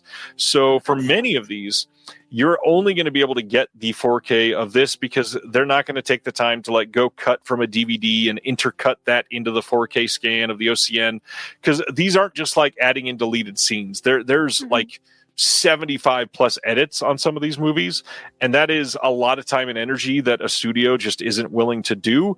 Something like a Vinegar Syndrome or a TerrorVision or a Deaf Crocodile or like Classic Flick that we just talked about, they're willing to take the time to recut in some of that. Studios, they just don't see the money in it, unfortunately. That's really lousy though. If you're a fan of that, it would make you keep the DVDs, but yeah, if you're putting out that really sucks. It does suck, but that being said, they're still great movies. I even love the theatrical versions. But the cool thing is we're going to talk about 3 of them tonight, and all 3 of them have new bonus features, which we don't even get from Criterion a lot of the time. No, we do not. This one, we've got, all 3 of these are the ones that were directed by Darren Lynn Bousman, who is from the metro area here in the Kansas City where I live. So yay, Darren Lynn Bousman.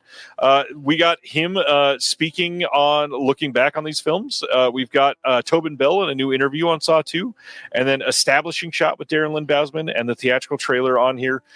These are all 3 coming on October 21st. We're going to talk about the other 2 in just a second, but this somehow came out in between these.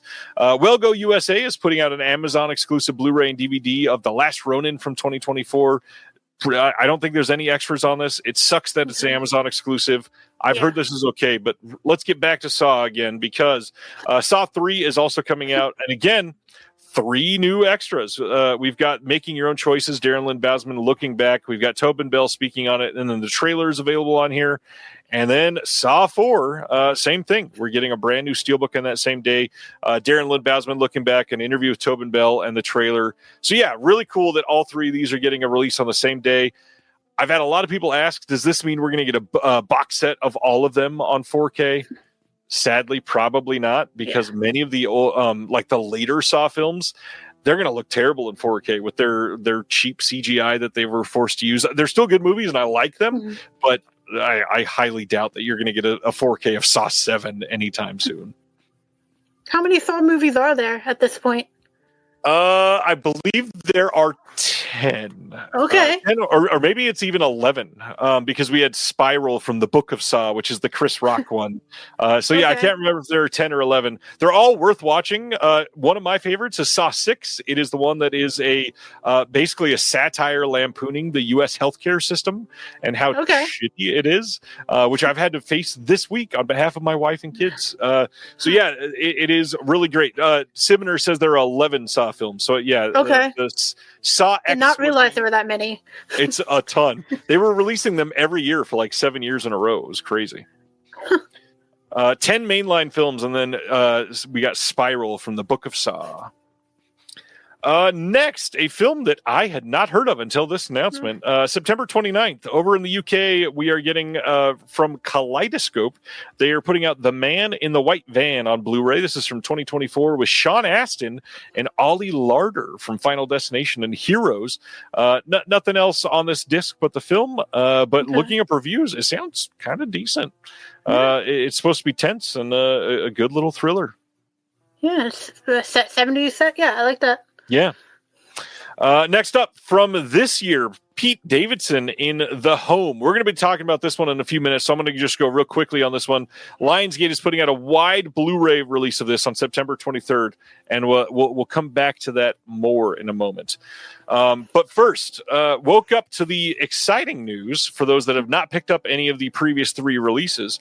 October 14th, we are getting a 4K Alfred Hitchcock box set called The Ultimate Collection. So this has all three of the previously released 4K box sets from Alfred Hitchcock.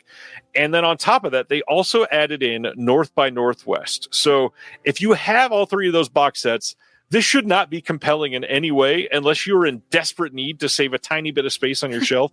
But other than that, this is cool because you get like a booklet with it. But you probably don't need that if you got the other three already. I'm assuming you're a Hitchcock. I actually haven't upgraded mine yet. I have them all that was one of the first directors. I remember Christmas, I would get a ton of them. Like that was one of the first directors where I deliberately went out to get DVDs and actually follow a director's filmography. That was he was the first one. And I think the first one I did was Rear Window, and then I went to Vertigo. And so I still have the original DVDs that I watched in elementary school. And so I've never actually upgraded it. So I love that box art. And I think there's a Blu-ray version of it too. So I probably should upgrade it because they're fantastic. And North by Northwest, I'm glad that's included because that's one of my favorites. So let's talk photos, not just storing them, showcasing them. You've got images that matter. Whether you're a photographer, a business updating your followers, or just someone who wants to share life's moments the right way. So why hand them over to Big Tech's one-size-fits-all cloud? Big Tech companies are the fast food of photo sharing. Quick, easy, but not exactly gourmet. And what about your data integrity? JAlbum.net is the photo sharing solution that puts you in control. Want to host images on your own server? You can. Want a layout that actually reflects your brand or style? JAlbum's customizability is unmatched. And if you're a business sharing regular photo updates with your audience, this tool was built with you in mind. But don't just take our word for it. Over 230 million web pages have been created with JAlbum, and it's got stellar reviews on Trustpilot to prove it. So head to JAlbum.net to download your free software and try it out. When you're ready to upgrade, use the code PODCAST for 20% off. Your photos, your layout, your rules. JAlbum.net. That looks really cool.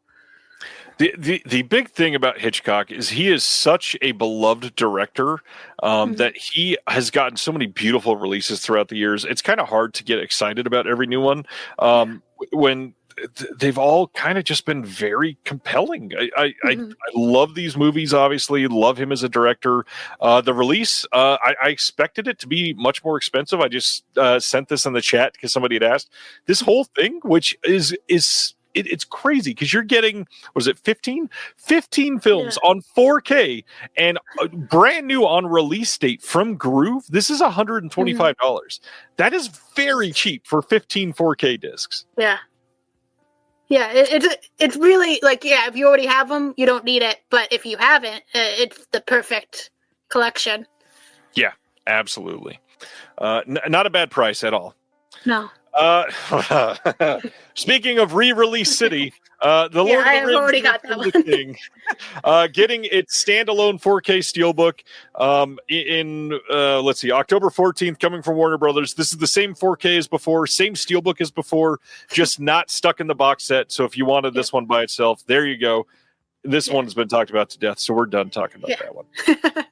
The next one, we had just talked about the home, so let's dive into this one. On that same day as that Lionsgate Blu-ray, they're going to be releasing from the Lionsgate Limited site. They are doing a 4K release for the home. Now, this is the brand new 2025 Pete Davidson-led horror film. This is going to be in a paper-based digipack, so this is not one of their steelbook releases. It's got an audio commentary with the director and the producer on here. There's a making of and a trailer. Now, the movie itself, I think I've already seen at least one person in the chat saying that they want Pete Davidson to go away. I got to be honest, Pete Davidson was the best part of this movie. It's not a good movie, but Pete Davidson was not what led to that. The script was what led to that. It's a terribly written film. That being said, you might be into it, but Pete Davidson wasn't bad. Here it is, The Home. Check it out. Next up, we got some anime things to talk about. I don't know much about anime. Are you into anime at all? No, other than like the Hayao Miyazaki stuff, no, I definitely don't have a background. Then I will blaze right through these. November 4th, we are getting a Blu-ray steelbook from Crunchyroll of Dragon Ball Super Brawly from 2018. I think this is just a re-release. The same art has been used on another steelbook, so check that out if you're into it. Next up, November 18th from Crunchyroll as well, we're getting a limited release and a standard release of My Hero Academia Season 7 Part 2. And man, do they really like to exploit anime fans, because a Season 7 needs 2 parts to be released. Come on.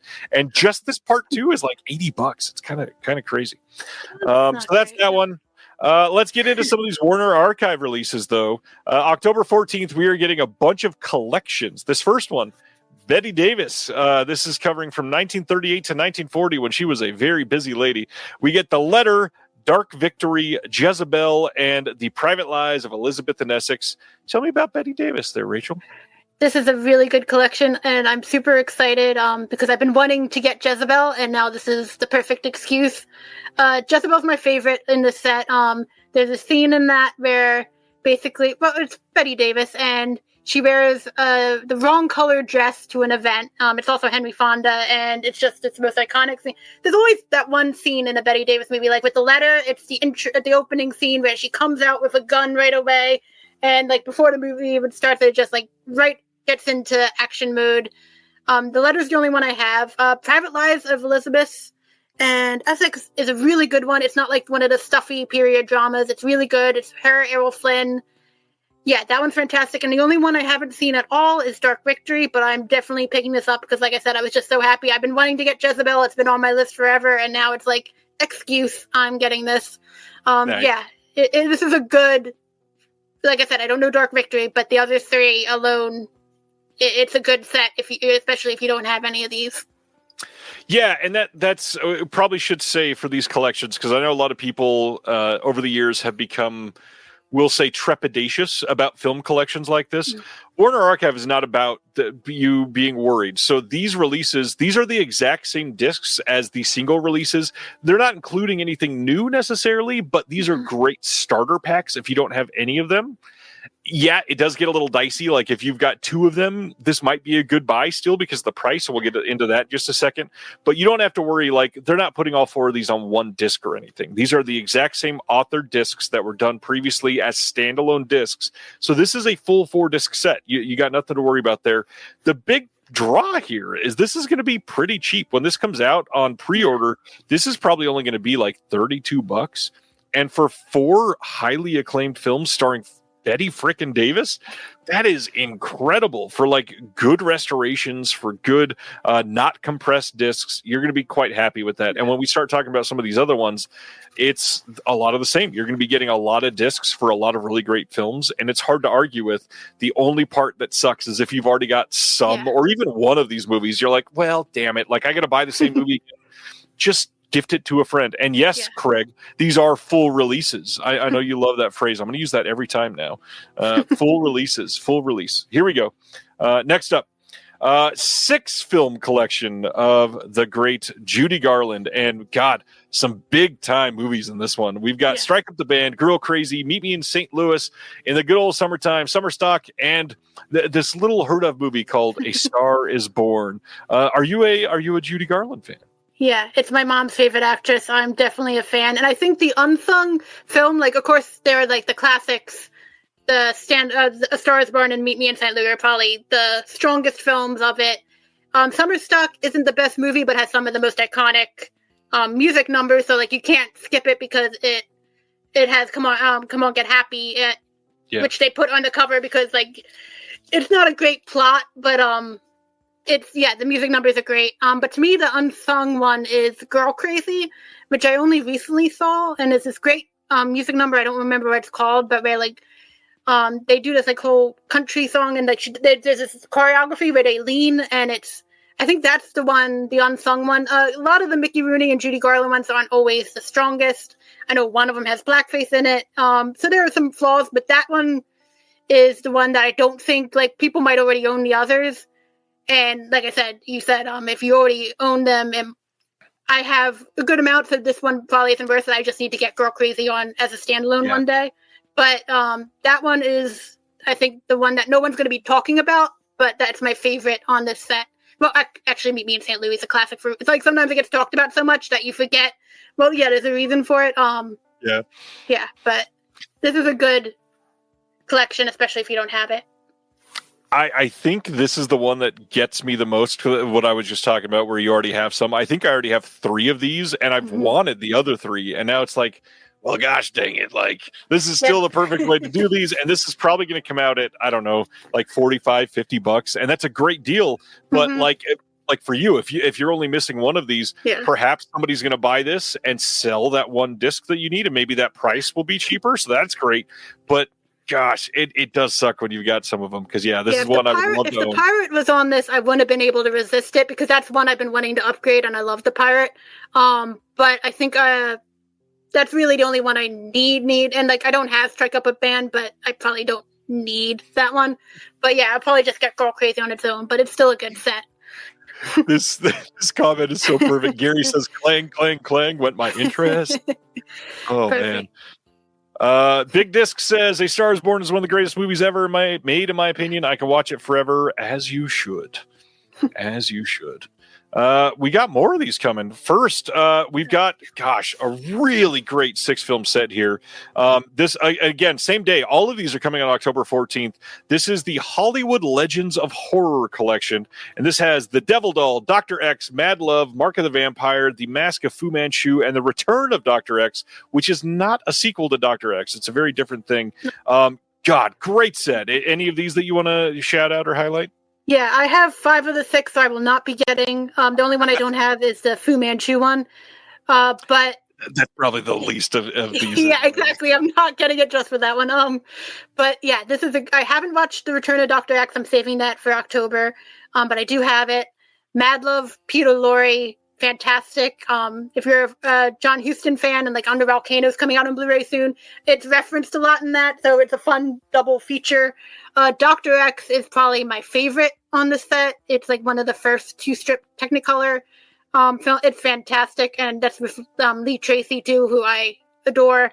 And Devil Doll is really good too, with Lionel Barrymore, and that's probably the weirdest one, like with people getting shrunken down, and there's like weird mad scientist stuff going on. That one's like that one's really good. And like I said, Mark of the Vampire isn't my favorite. I'm more of a Christopher Lee than a Bela Lugosi Dracula fan. But yeah, this is, if you don't have these, and especially before Halloween, this is a great set. I think one of my favorite comments that I got on social media this week is somebody put a comment and laughed and said, "I can't believe you made Peter Lorre his own hashtag." I always try to do that for some of these because you never know who's out there looking for Peter Lorre, and this is a really great set. Obviously, it's not a ton of Peter Lorre, but I mean, this is a really great Peter Lorre film. So yeah, check it out. It is. And every Peter Lorre is a great Peter Lorre film. Touche. Like Radiance, the Radiance's recent release with a Peter Lorre film, the One of the World ones, also hugely recommend. It's like the only one he ever directed. I just got to watch that recently. I forget what the title was, but it's a 3-film set. That's fantastic. Well, it's Peter Lorre, but much more serious. This is more fun, crazy Peter Lorre mode. But yeah, another great one. Yeah, if you don't have any of these, this is great. Yeah. Next up is The Bad Guys 2 from this year, getting a 4K Blu-ray and DVD release from Universal on October 7th. This is kind of an odd thing. We don't normally go into details on some of these, but I really wanted to highlight, like, this is doing pretty damn well in the theater. And it's still active in the theater, and they've already announced a VOD and a disc release. But supposedly for animation, that doesn't matter, and they're still like all about it, and they make a lot of money. I don't know. I'm not Universal, so whatever. This is going to have a Dolby Atmos track, HDR10 on the disc. We had a feature commentary with the crew behind this. There's an animated short that played with this called Little Lies and Alibis. So there's deleted scenes. There's a bunch of different featurettes, making of, all kinds of stuff. I have not seen this one yet, but I will say the first Bad Guys movie is surprisingly really great. I've heard this one's even better, and I definitely want to check this out. My kid saw it, and he said he loved it. So I'm going to need to get this one so that we can watch it together. But awesome. Yeah, check it out. I like new animation. Yeah. Next up, I am still trying to figure out some of the details behind this one, but November 11th, we're getting a Blu-ray and DVD release here in the U.S. from Rustblade Records, and sort of all over the world at the same time from Rustblade as well, of The Killer Must Kill Again from 1975. This is Luigi Cozzi's cult giallo thriller, The Killer Must Kill Again. It's a complete restored 50th anniversary edition of this film. It's got a booklet and 3 postcards if you buy the deluxe edition. If you just buy the regular Blu-ray, it's much cheaper, so you're not getting that booklet and postcards, but you're literally saving like $15, so it might be worth it to not get the booklet and postcards. So just a heads up there. This is supposedly great. I've been wanting to see this one for years and not been able to get a decent release. I think this had a Mondo Macabro DVD years ago, if I remember right. I think it did, but it's been a long time, and I can't remember if I ever saw that DVD or not. I need to check it out. We've got an interesting story here, though. This is being shipped out of Italy? If you go to their website, it looks like they're headquartered in Italy, but MVD is distributing it in the U.S., but it's also coming out like all over the world at the same time through the same company.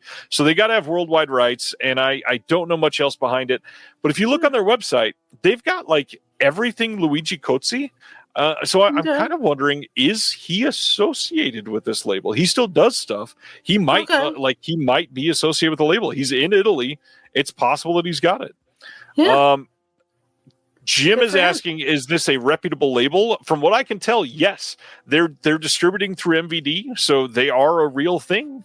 They've got a contract in place for distribution. And this is not even their first release. They've done some stuff before.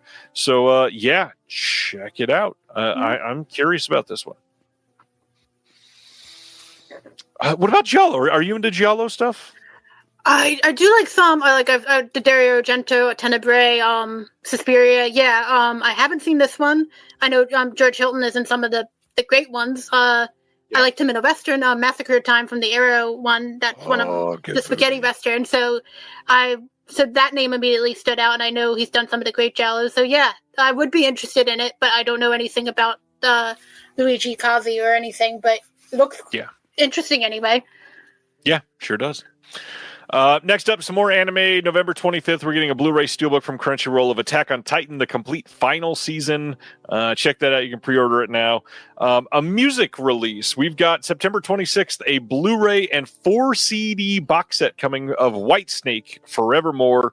The big thing, you've got all these CDs coming with it. You got remixes, original remasters, alternate mixes, and all this other stuff. But then the Blu-ray, all kinds of stuff here. We got a bunch of promo videos that they did. We've got some live performances. We've got some other different featurettes and behind the scenes and a 60-page booklet, all kinds of stuff. If you're into Whitesnake, they've done a few of these releases, and this looks pretty legendary. I mean, if you're into the music, this looks great. Next up is Suspicion. Speaking of Apple TV stuff that nobody has seen, that's probably really good. September 22nd, we're getting a Blu-ray release over in the UK from Fifth Season. This is the production company that made the show of Suspicion Season 1. This is starring Uma Thurman, Georgina Campbell, Kunal Nayyar. I've heard this is, again, just like everything else from Apple TV. I've heard this is good. I'll never see it because I don't have Apple TV. But check it out. Next up is a Kickstarter that's happening right now. This just launched for a documentary called Fantasy Rising. This is a new feature documentary charting the extraordinary rise of the fantasy genre from campfire folktales to billion-dollar global franchises. If you are worried about getting your stuff for this, because I know Kickstarters can be sort of iffy for some people, if you have not gotten items before or you felt like you've been screwed over by one that you've backed 6 years ago and you're still waiting for a shipment or something, this is all done. They are just raising money for like some back-end production and being able to put this out. You can check it out and you'll be able to see this soon from what it sounds like. They've got some stretch goals that they're going to put into place. It looks like a pretty decent release if you're into fantasy. Is fantasy a genre that you're super into? I love Lord of the Rings. Lord of the Rings. I was the 5th grader who was carrying around the big like 3-in-1 book set. I loved those movies. I watched. That was like one of my first PG-13 movies. Like I adore those films. Fantasy in general. Yeah, Game of Thrones. I watched that all. Lion and the Witch and the Wardrobe. The one title that we will not talk about because of its horrible author. But yeah, I definitely. I would be interested in that documentary, absolutely. I'd love to know, what is that one title? I'm just kidding. I know exactly what it is. Not in the news at all. Not in the news every single freaking day for good and bad reasons, in a way. Let's not. She deserves no attention and will not be getting any more attention from me for any reason whatsoever. That is Fantasy Rising. Check it out. The same person that did this documentary has done a couple others, and they're all supposedly decent. Speaking of people that are not controversial in any way, October 28th, there is a 4K and Blu-ray release coming here in the U.S. of Richard Stanley's Dust Devil from 1992. Kino Lorber announced this title, and it is getting a new HDR Dolby Vision Master from a 4K scan of the OCN, new commentary from Richard Stanley on the director's cut, and then on the Blu-ray, it is going to have the director's cut as well. You've also got some archival stuff, including Dust Devil and Other Misadventures, a 2006 interview with some contributions by the composer, original storyboards, Polaroids, all that other stuff. But if this is somehow something that you look at and say, this is great, but not enough Dust Devil, Umbrella said, you know what? Hold my beer, Let's announce this crazy 4K release of Dust Devil coming from Umbrella on December 3rd in Australia. And if that Kino one wasn't enough, good Lord. 100-plus page hardback book with never-before-seen behind-the-scenes experiences, original continuity Polaroids, and art from Richard Stanley, plus new essays by Jim Morton and David Michael Brown. Another 100-plus page softback book with parts of the Dust Devil script, storyboards, and shooting diary, custom designed books using pre-production artwork and posters. You've got the same hard box that they do, and it's limited and numbered and all that fun stuff. But nay, they said that's still not enough. Let's make this a crazy 3-disc release. You've got the 4K disc of the director's and the theatrical cut both coming. Exclusive new commentary with Richard Stanley. Another new commentary with Bryn Tilley and Richard Kuipers. A commentary from 2006 with Richard Stanley, moderated by Norman Hill. New director's cut original Dust Devil storyboard overlay. And then essentially the second disc is exactly the same as that, but on Blu-ray. And then the third disc includes all kinds of archival stuff, tons of stuff. If you love Richard Stanley, first of all, that's weird. And if you love Richard Stanley, this is probably going to be the cut of the film that you want because it's got everything. So go check out Umbrella. Yes, it is going to be a little pricey to ship worldwide, but that's why you just wait and get a couple titles and you don't pay for shipping and you get free shipping. It is totally worth it, and it's all about it. Umbrella and Imprint, they always get their standard releases, at least in the U.S. retailers. So if you're holding out, I bet you'll be able to get this from somebody like a Diabolic or Orbit. So hang out and check out a great release. Richard Stanley, are you into Dust Devil? No, I mean, I like Robert Burke. He was in the Hal Hartley film, one of the returning cast members, so I do like Robert Burke. I'll focus on the positive. I love what Umbrella has been doing lately with their releases. Like, I know Criterion's putting out Eyes About a Face on 4K, but I think Umbrella's is better because the box art, and I think they actually put in new bonus features versus I think the Criterion is just to carry the same bonus features from the DVD just now in the 4K release.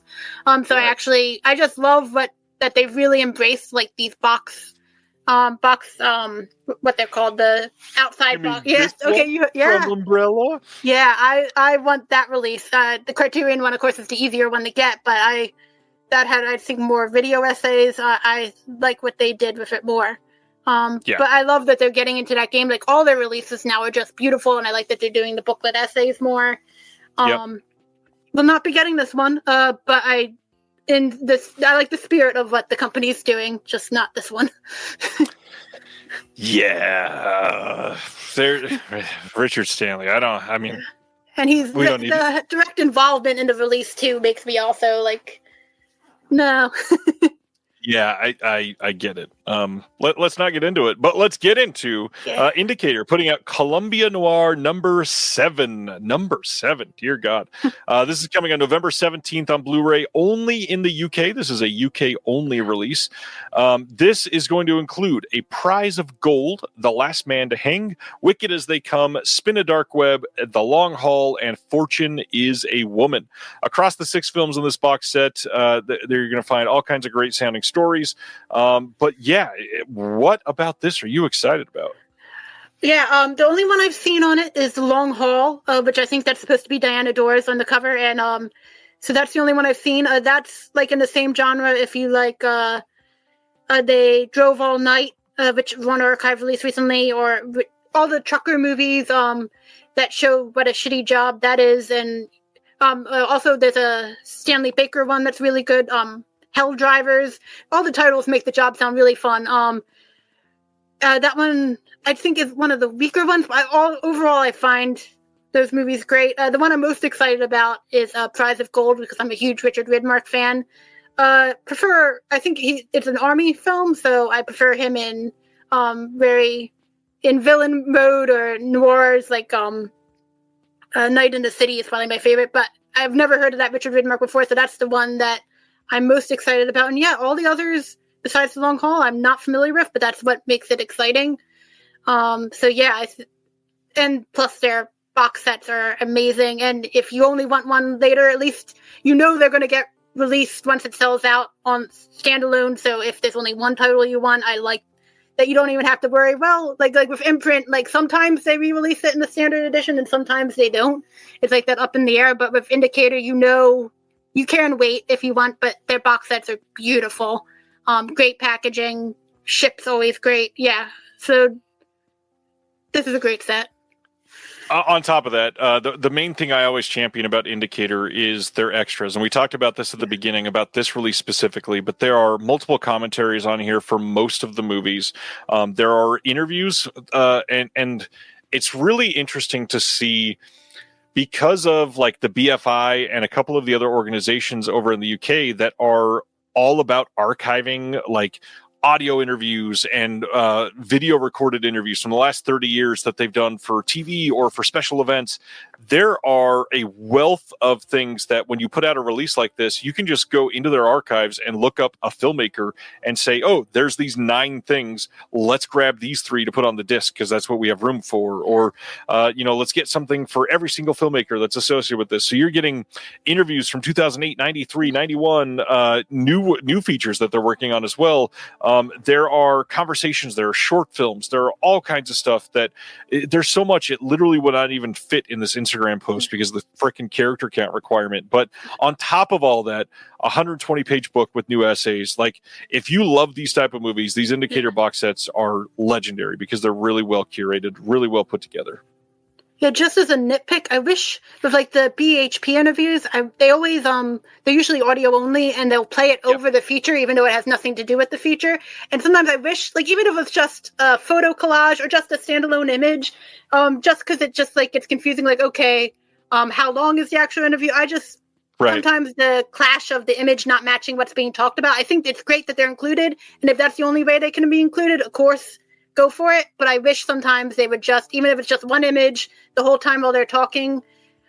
Like I said, if it's a matter of losing it or keeping it, keep it this way. But it's not my favorite setup that they always do. I agree with you. Yeah, it should be even like a poster montage. Yeah. Something like that would make a lot more sense. Because they usually have a photo gallery, so just put it over the photo gallery. It's a lot less distracting that way, that's for sure. All right, so next is one of the bigger deals of this week. Over in France, which we don't normally cover a lot of French releases because for some reason they're like allergic to English subtitles in France. I try to keep this to English-friendly only releases for the show and for the announcements on social media. So this one does have English subtitles on some things because this is a silent film. November 4th, we are getting a 4K and Blu-ray release over in France from Potemkin of Napoleon as seen by Abel Gance. This is from 1927, and this is the 7-hour cut of Napoleon. This is going to be a Digipack 5-fold case with the rigid cardboard box, 2 4K discs, 3 Blu-ray discs. This is going to have a book that is likely only in French, sadly. This is going to have a booklet with the list of music that was used for the soundtrack. There's some documentaries and some extras on here. However, the reality is the extras are likely not subtitled in English. I don't have confirmation on that yet, but I think that is the case. The film itself does have like some inner titles and stuff that's used, and those have been subtitled in English. So you can watch this all 7 hours if you are an English speaker, and will probably love this. This is going to sell very well for them. That being said, it is quite expensive. So check it out if you're into it. But this is an astonishing, important release for a lot of people. I've still never seen this. I'm certainly interested in seeing it. That being said, it's like a day to watch this. And I don't even, if I bought this, I don't even know how I could schedule a time to watch this. Yeah, I'd never heard of it, and that was 7 hours. No, I realized I saw this release and I knew it was a silent film, but I did not realize it was a 7-hour movie. It's probably amazing. It's had many, many cuts and different scores over the years. There's like a 4-hour cut. There's a 7-hour cut. I think there's even one longer than that. Okay. But the big thing is there are some legendary pictures of how this was originally projected, actually, where they used these 3 different projectors to do the one film. It was like extra widescreen, essentially. And I believe the restoration for this does have that, and it does say the triple screen is listed here. So I believe that is included, which is mind-blowing. I'm stoked on that. Yeah. All right, that's Napoleon, as seen by Abel Gance. We got one more that slipped through my fingers and I didn't see it first, but we also are getting from Warner Archive a Joan Crawford collection. This one's spanning a much larger time frame than the other ones. This is 1932 to 1915. We get Grand Hotel, The Damned Don't Cry, The Women, and Possessed. And man, I feel like this is a special one for you. Yeah. Well, Crawford's my favorite. Like, I know there's the war between Betty Davis and Crawford. Crawford's my girl. She'll always be my favorite.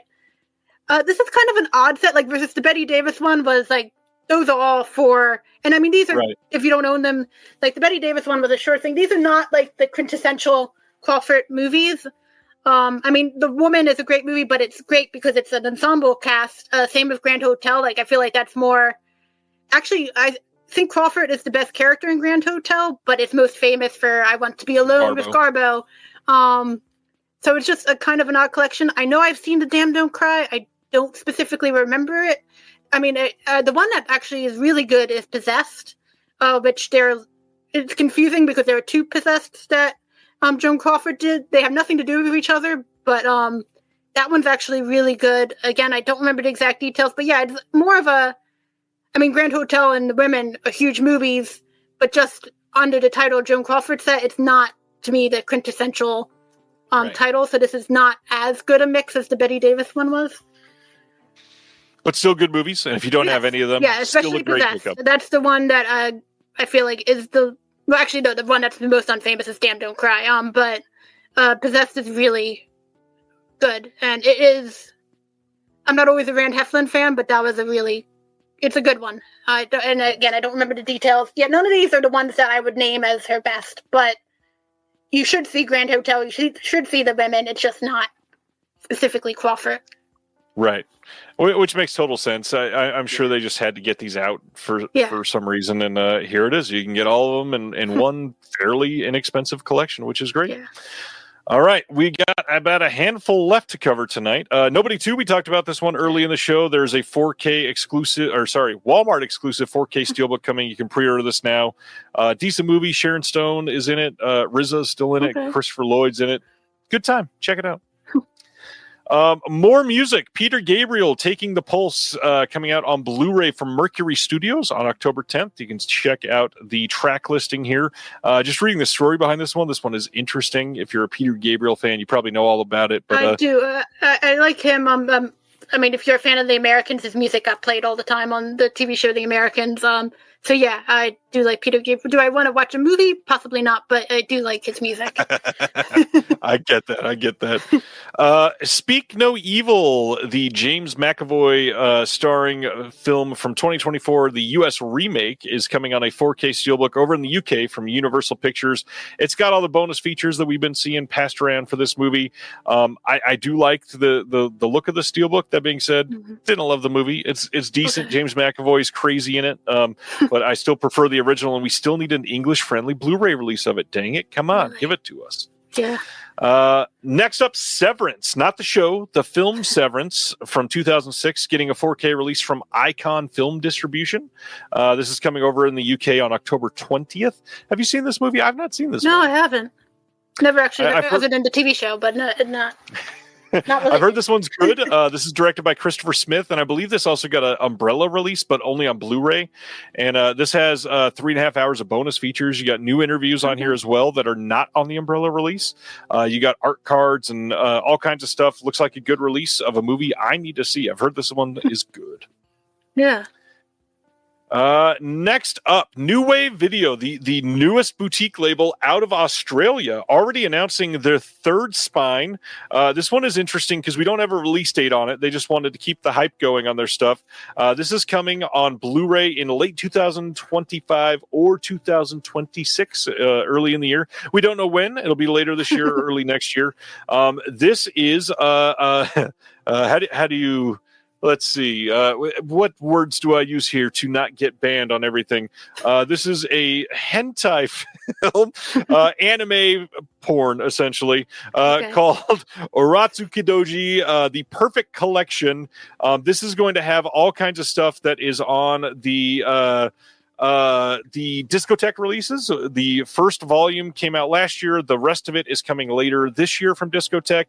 And now you've got a release coming with all kinds of new special features. It looks like it's going to be, I believe, the same restorations that Discotheque has used. And this looks pretty incredible. If this is something that you're into, personally, this looks like it's going to blow the Discotheque releases out of the water. Yeah, I think Michelle is involved in this one, right? I think I saw her that she has in the booklet essay, so that wouldn't have been necessarily a film but because she's involved, I would be interested. Just if she likes it, that's a stamp of that I pay attention to. I think, if I'm remembering right, I think Philip Jeffries is also involved in this one, another friend of the channel. So yeah, this is one I would not have probably considered getting this version, but I may now, especially to support John, who's running the label, which, by the way, interview getting posted soon on the channel with John to talk about, well, John and his wife who run the label together. I need to stop saying John and his wife and remember her name because I have not met her yet, and we're doing our interview tomorrow. That'll be up on the channel in the next couple weeks. But excited to talk about this new label in Australia and stoked on what they're doing. I can't believe the amount of incredible things they're picking up for a new label. This is pretty big. Yeah. Next, another Australian release. Via Vision is putting out a 4K release on October 29th of the Divergent series, a series of films that I've seen nothing from. Me neither. I was a Maze Runner girl. I think they came out at the same time. I went for the Maze Runner movies. This was not the ones I watched. I've not seen Maze Runner either. Are those good? In a hilarious way. Okay. Like, there's this one guy who just wears a scarf for no reason, and I called him Scarf Guy. And I do like Dylan O'Brien. Dylan O'Brien's great. Aidan Gillen's, I think, in like the sequel as one of the villains, of course, because he usually plays the villain. And he's one of my faves. So, in a fun way, are they classics of cinema? No, and I haven't revisited them in a while. But I think they came out around the same time, and that was the trilogy that I decided to invest time in, not this one. Yeah, so if you love this series, this is a stacked disc set. You've got 7 discs, 3 4K discs, 3 Blu-ray discs of the films, and then a full Blu-ray disc of a bunch of special features. Lots of stuff in here. Lenticular hard case box. I don't even know what to say. This is limited to a max of 2,000 units. Check it out if you're into it. That's a lot. And then the next one coming on the same day, October 29th, 310 to Yuma, the 2007 film, getting a 4K and Blu-ray 3D lenticular hard case from Via Vision. This is going to be individually numbered, limited to a max of 2,000 units again. No new special features on this one, but I actually really like this movie. Have you seen this one? No, but I do love the original with Glenn Ford. I don't know if you've seen that one. That's a Criterion one. I do love the original. And I heard that this is one of the better remakes, so I have not seen this one. But yeah, the original is fantastic. I like this one more than the original, I think. It's pretty damn good. I got to be honest, Russell Crowe and Christian Bale are very good. I think this is very good. Interesting poster. I don't remember seeing this poster that they're using on the cover here, so nice to really see that. Say 310 to me, like that could be any guy back. So to me, it doesn't really scream specifically this West. That could be any Western. Put the title on. Okay, that's the cover art. They likely did not get likeness rights for new art.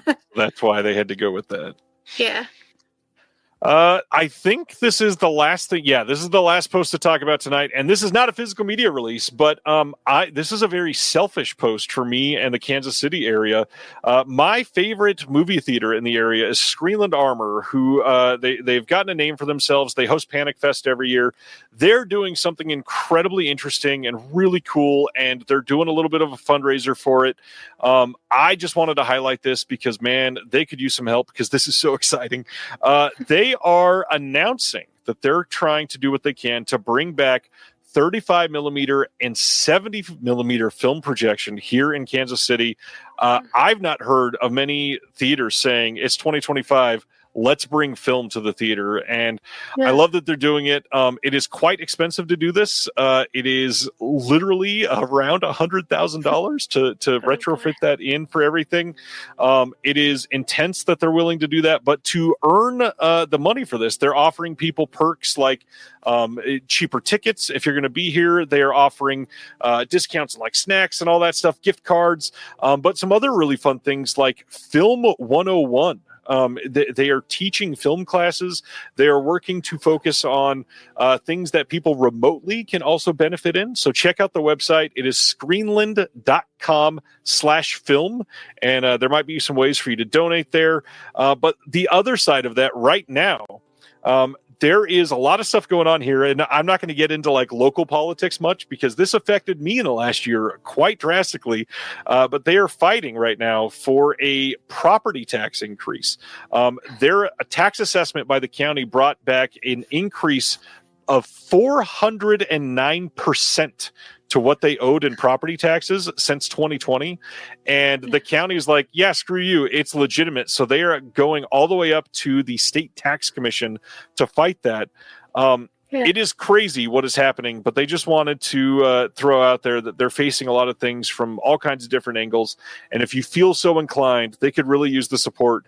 The communities come out and voted year after year that they are by far the best theater in the Kansas City area.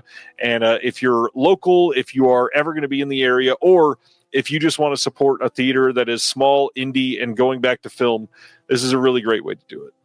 Yeah. All right. Just in case you forgot, what is coming out next week? We are getting the Arrow 2003 4K release of the Texas Chainsaw Massacre remake. You also get the Texas Chainsaw Massacre The Beginning 4K release. Monty Python and the Holy Grail 4K Steelbook from Sony. City on Fire 4K from Shout finally coming out. Aaron Brockovich 4K coming out from the studio. The Rundown 4K from Kino Lorber. Deathstalker and Deathstalker 2 4K from Shout Factory. But I'm a Cheerleader 4K Amazon exclusive from Lionsgate. The Conjuring 4K Steelbook. There's that Get Carter 4K that we talked about earlier there from Warner Archive. The High Tension box from Severin is getting a wide release this next week. Scoop from Kino Lorber, Lilo and Stitch 4K Steelbook, the live action remake, unfortunately, from Disney. Frankenstein's Bloody Terror in 3D from Kino Lorber. There is that Huckleberry Hound show from Warner Archive. The Karate Kid Ultimate 6 film 4K collection, if you're into that. The Materialist from A24. They Call Her Death, since we were just talking about Kansas City. The director. That looked really cool. I watched the trailer. I haven't seen that one, but that one had my eye, yeah. He's local to the metro area. He lives in Lawrence, Kansas. He's about 45 minutes away from me. 7 Women from Warner Archive. Save the Tiger from Kino Lorber. Saving Face from Criterion. Odd Job from Severin is getting its wide release. The Hard Way from Warner Archive.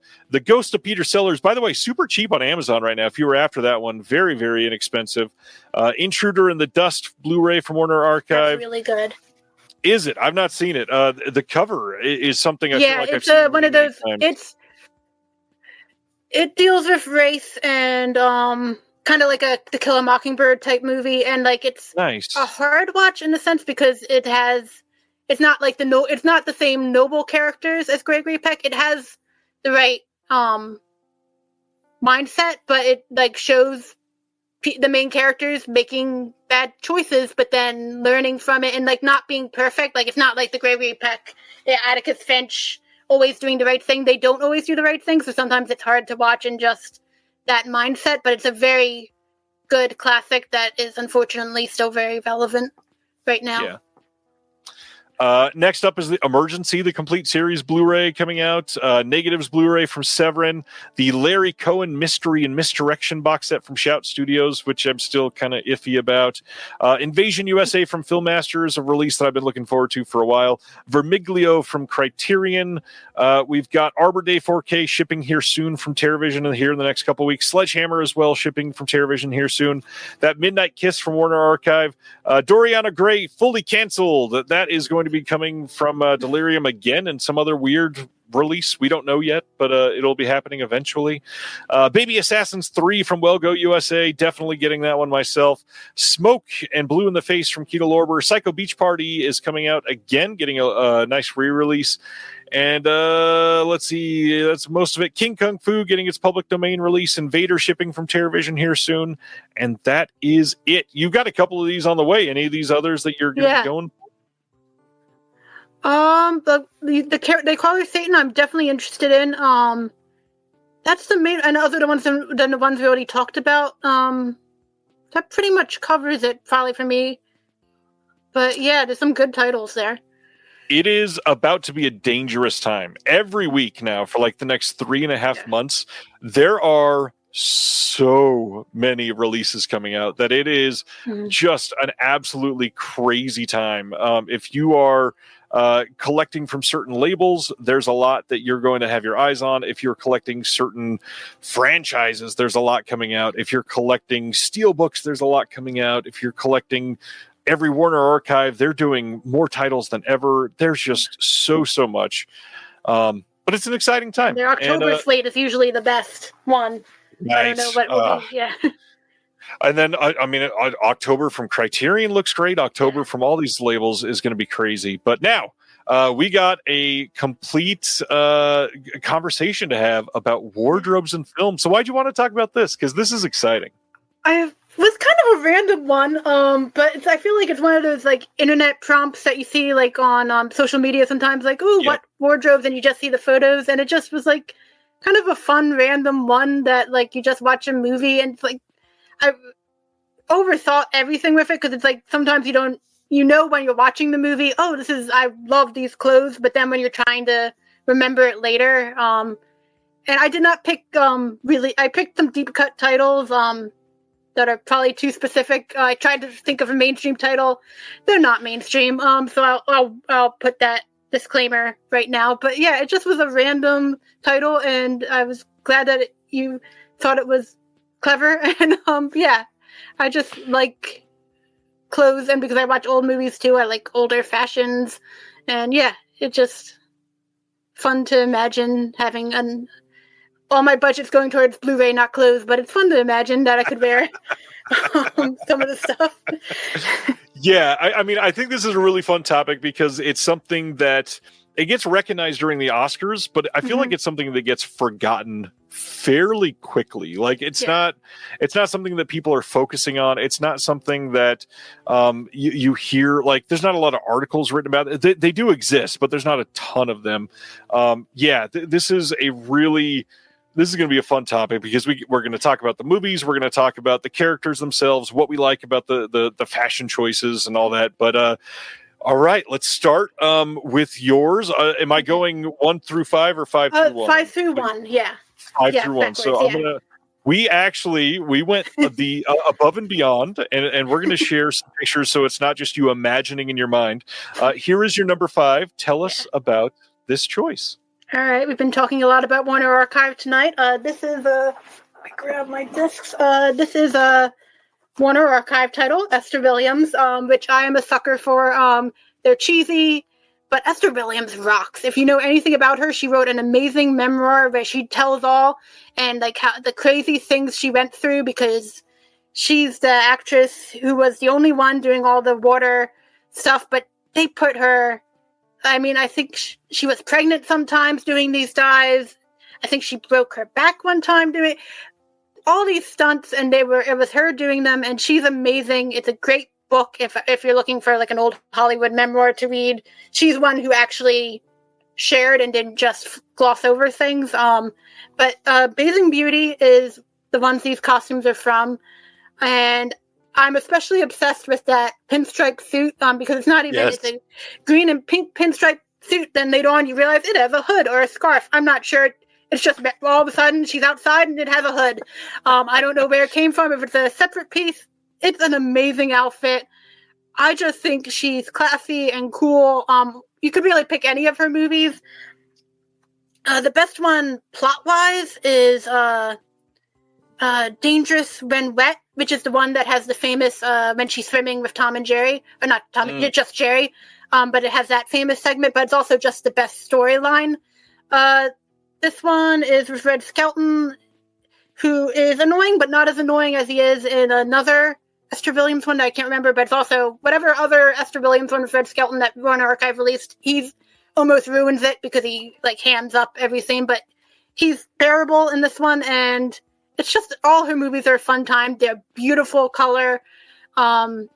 She's a cool lady. I really mostly want that suit. Or it's not even a suit. It's like a one piece outfit. Yeah, I think. Yeah. So basically, yeah, I've always loved that outfit, and it stuck in my brain. This is a hell of a choice. Immediately, eyes drawn to the whole left side of the screen here. The way that I tried to get every angle of the outfit. So good. It's such a great piece. It's striking. The picture that you've got in the middle top here. I mean, she pulls. Oh, and that's every the one in the off. gray outfit. She's roasting marshmallows in that outfit, which is the most random activity to be doing. And the costumes, I should have said, they're by Irene, who is, if you watch old Hollywood films, she comes up a lot. They're beautiful. And even just like the top right corner is this beach coverall, which I wish that'd be fun to wear to the beach. You do not see that these days. Yeah, it's all color, and which I think is some of my favorite movies to see restored. Is just how bright the colors get. And let's talk photos, not just storing them, showcasing them. You've got images that matter. Whether you're a photographer, a business updating your followers, or just someone who wants to share life's moments the right way. So why hand them over to Big Tech's one-size-fits-all cloud? Big Tech companies are the fast food of photo sharing. Quick, easy, but not exactly gourmet. And what about your data integrity? JAlbum.net is the photo sharing solution that puts you in control. Want to host images on your own server? You can. Want a layout that actually reflects your brand or style? JAlbum's customizability is unmatched. And if you're a business sharing regular photo updates with your audience, this tool was built with you in mind. But don't just take our word for it. Over 230 million web pages have been created with JAlbum, and it's got stellar reviews on Trustpilot to prove it. So head to JAlbum.net to download your free software and try it out. When you're ready to upgrade, use the code PODCAST for 20% off. Your photos, your layout, your rules. JAlbum.net.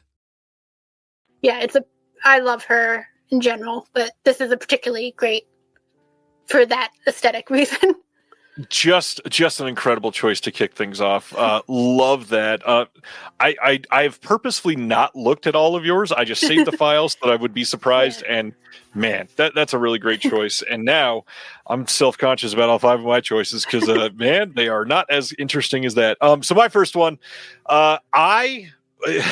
this is one of the movies in the last 5 or 6 years that I walked away going, God damn it, where can I buy what he was just wearing? And I don't really think like that often, but my first choice is Colin Farrell in The Banshees of Inisherin. And the choices here are because this stuff just looks so damn cozy. Like the blue sweater in the bottom left, it is like this really plush knit sweater, and everything is so it's like timeless designs, but when you look at them up close, they're very ornate. They're clearly very complex materials that he's using here, but they look cozy, they look interesting, they look warm. I know it's August and a lot of us are hot as hell outside right now, but I am for some reason freezing in this room, and I just putting this together for this show, I was like, man, I would love to just be warm, just chilling on the beach in Ireland, wearing like these frumpy, freaking wonderful sweaters. And the only thing that that took me out of any of these pictures is I want to highlight what is going on with his eyebrows on the bottom middle. That was actually my favorite. I love that. It is so funny. Yeah, these are really great. And again, not like anything complex or anything looking, but when you look, the quality is clearly is huge, very personal, very like heavy material in a way that you just go, damn, somebody put their time into these pieces. All right, so that's my first one. Very curious to see what you go with next. So your last one was number 5. Number 4 for you. Oh gosh, I see the preview in my little window here. This looks interesting.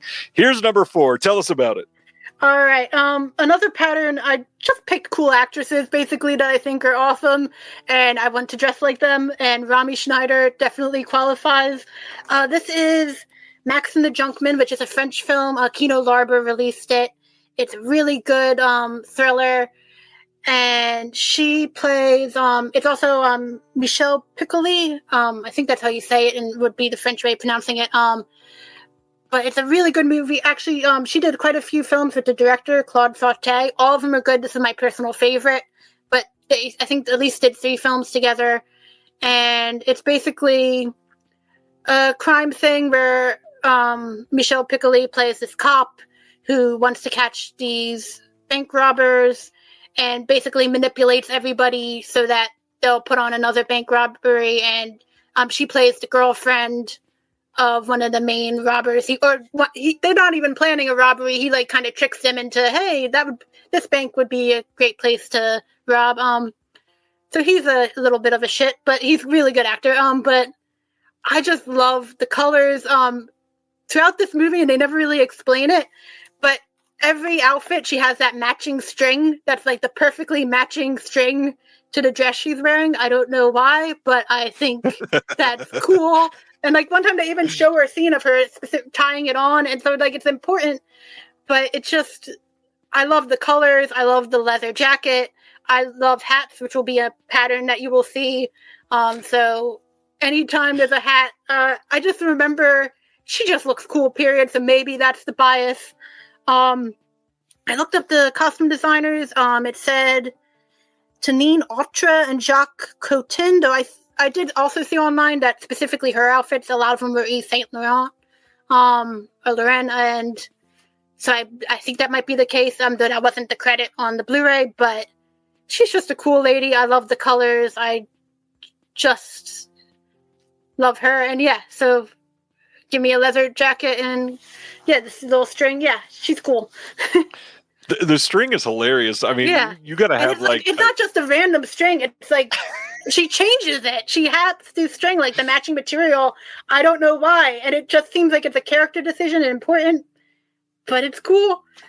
I would not, I'll do it. She does it. Yeah. This is a great choice. And honestly, shout out to the 70s. The fashion of the 70s is just so compelling and unique and iconic. I mean, it's one of those. Everybody in this movie dresses cool. Like the men, they have the vests, they have the cool colors and patterns. Yeah, everyone dresses in this movie cool. It's a good movie too. If you just like, I'm not always partial to crime thrillers, so when one clicks with me, I get extra excited because it's not a genre that always works for me. And this one is very good thriller where actually like it's a gang of bank robbers, but you actually get to know each one. They're not just like the nameless goons. I think it's really good. Yeah. Looks good. Looks very good. My number 4 is by far, I believe, the most current of any of these choices, which is crazy to say after doing Banshees of Inisherin. That one is newer than that. This one is my first.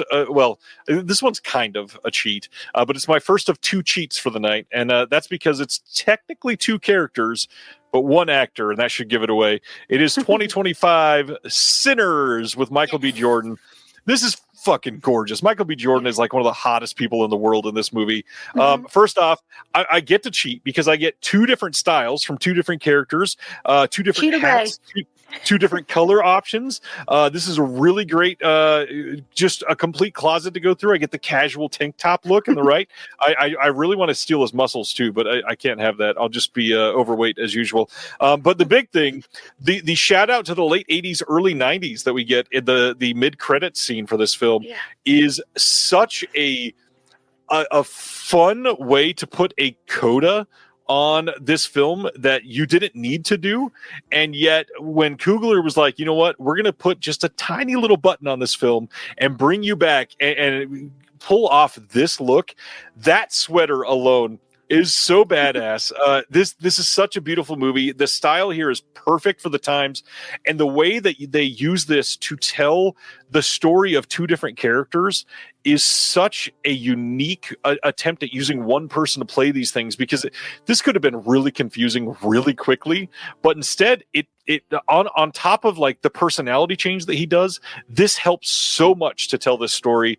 I fell in love with this movie the very first night. Absolutely astonishing choice here. Sinners. Did you get to see Sinners this year? I did. That was the one film all the hype and like Celeste Lacabre put out that video about it. It's like, okay, I gotta see it in theaters. Fantastic choice. That the costumes in that were amazing. I love how it's essentially almost like a musical because the music is so prevalent and just the way it combines genres. I love everything about it. The only thing I didn't like is the very opening scene, how like they kind of like show you that the vampires are coming, like in the church. Like, I don't think that was needed. That's a real nitpick in a movie that you don't need to. but like I would have gotten rid of that and just let that come as a total surprise. But beyond that, yeah, the costumes, that's one of the movies I thought of. Like if you're talking about recent releases, yeah, and hats, yeah, that's great. It's a great hat movie for sure. Yeah. All right, tell us about number 3, and here is your picture. All right. Speaking of hat. Yeah, that is going to keep happening. This is from Spirits of the Dead, which was really weird because I was watching this for this, and then right after I watched it, I found out Terrence Stamp died. He is in this as well. It's an anthology film.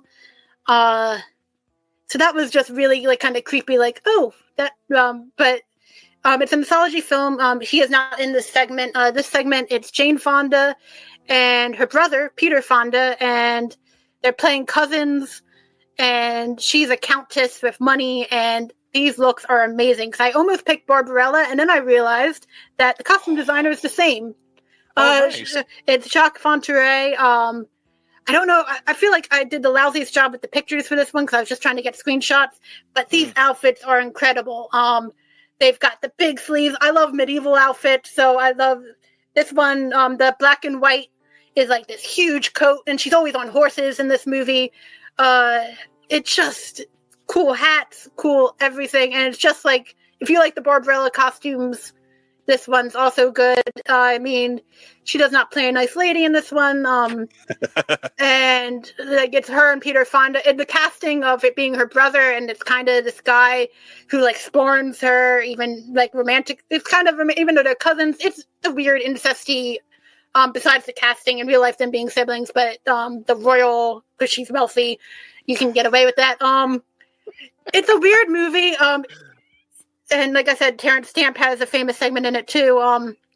And Tim Lucas wrote a book about it. If you're a fan, it doesn't really have a great, I don't think Region 1 release. I know it has a Region 2 one. But yeah, and like I said, I almost picked Barbarella because I love in that film the astronaut uniform that looks like basically a silver puffer coat. But this designer, I would wear anything he does. It's all eccentric shapes, big, bold,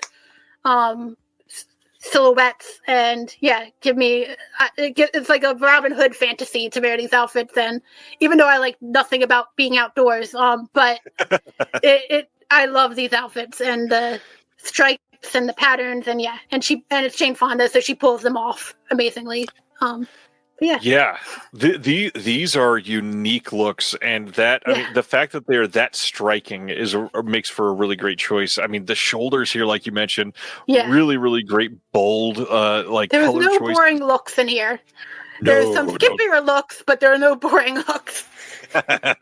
Yeah, this is a great choice. But yeah, I mean, you said Barbarella too, and that would have been a great one too. Yeah. I love that you went above and beyond and are naming the costume designer. I am failing here. I should have done the same. Apologies to those that deserve the respect. This next one is another one that kind of immediately came to mind, and I love that as I was thinking about this, pretty much all of my choices are fairly modern picks, but they're also mostly period pieces, including this one, which is a really, to me at least, obvious choice for a male character. And that is not a filmmaker that I worship like many, but Tarantino's Once Upon a Time in Hollywood. And I got to go with Rick Dalton because, man, first off, I get tons of options. He plays so many characters. He's got all these iconic shots, iconic looks, really great loungewear in the pool here. He pulls all this off. The robe even is super comfy. Yeah. But man, you have looks for days. You have literally as professional as you want to be, as relaxing as you want to be. You can jump out of a truck like he's doing in the top left. Like there are so many shots in this movie that are like literally iconic just because it's Leo making a silly face wearing like a really nice outfit. And so this is one of the first things I thought of. I mean, I don't even have the meme shot of him pointing at the TV, but this one is it's just so many of Tarantino's films are iconic for at least one character and how they look through the entire thing. And this, I mean, I could have picked Cliff Booth for this movie. I could have picked 5 other Tarantino movies just for the way that they wardrobe one person. But I feel like Rick Dalton is kind of the pinnacle for this, especially if you're stealing their entire wardrobe, just because of the options. I have everything that I could ever need here. It's so fun. Have you seen this one? What do you think of this? I have not seen that one yet. I don't know how I haven't seen it yet. I sometimes get creeped out by the Charles Manson stories. I know, like, some people. I know it's not true crime, but overall, I'm not a true crime person. So that story, like, it gets repeated a lot. It's not my favorite thing to follow up on, but it's still. I know I will watch it one day. I can certainly agree with these looks. The robe is cool. I love the yellow turtleneck with the blazer, the jacket. You will definitely not have an outfit for every occasion with this wardrobe. Yeah, lots of options no matter what you're choosing from. Fun movie. I hope everybody has checked that out eventually. Are we at number 2 now? Or Yeah. 2. Jeez, already. I know. All right. Whoa, vibrant colors. I love it. This is Liz Taylor. I know. Oh, yeah. With Liz Taylor, you have a lot of options, and I should have probably picked like Cleopatra or Boom, where she has the amazing. If you've ever seen her in the flower headdresses, that's Boom. Amazing. But I picked X, Y, and Z, a movie nobody talks about with Elizabeth Taylor. Because it's hats. It's a movie that Twilight Time put out, and even though Twilight Time's pretty much debunked, you can still get this one on Screen Archives when they have their sales, and I love it. It's Elizabeth Taylor, Susanna York, and Michael Caine in a love triangle. Elizabeth Taylor does not take the fact that Michael Caine is having an affair with Susanna York well, as Elizabeth Taylor does, and she is just. I love her 70s looks in general. Like, I could have picked Identikit, which is or sometimes it's called The Drivers something. It has multiple titles. Severin released it in the States. BFI released it in the UK. That's another great 70s film where she just wears all these patterns. I love Liz Taylor. This is not her most expensive wardrobe, but it's just fun. It's colorful. It's got hats up the galore. It's got her. Yeah, that one. Great movie. I don't know if you've watched that one. Fantastic. I have, yeah. Fantastic. It really, I mean, it's bonkers, but that 70s Liz is probably my favorite. But yeah, she just wears all these. It's like the big bows. It's got color. It's, and she just, I just love her. And this is the film.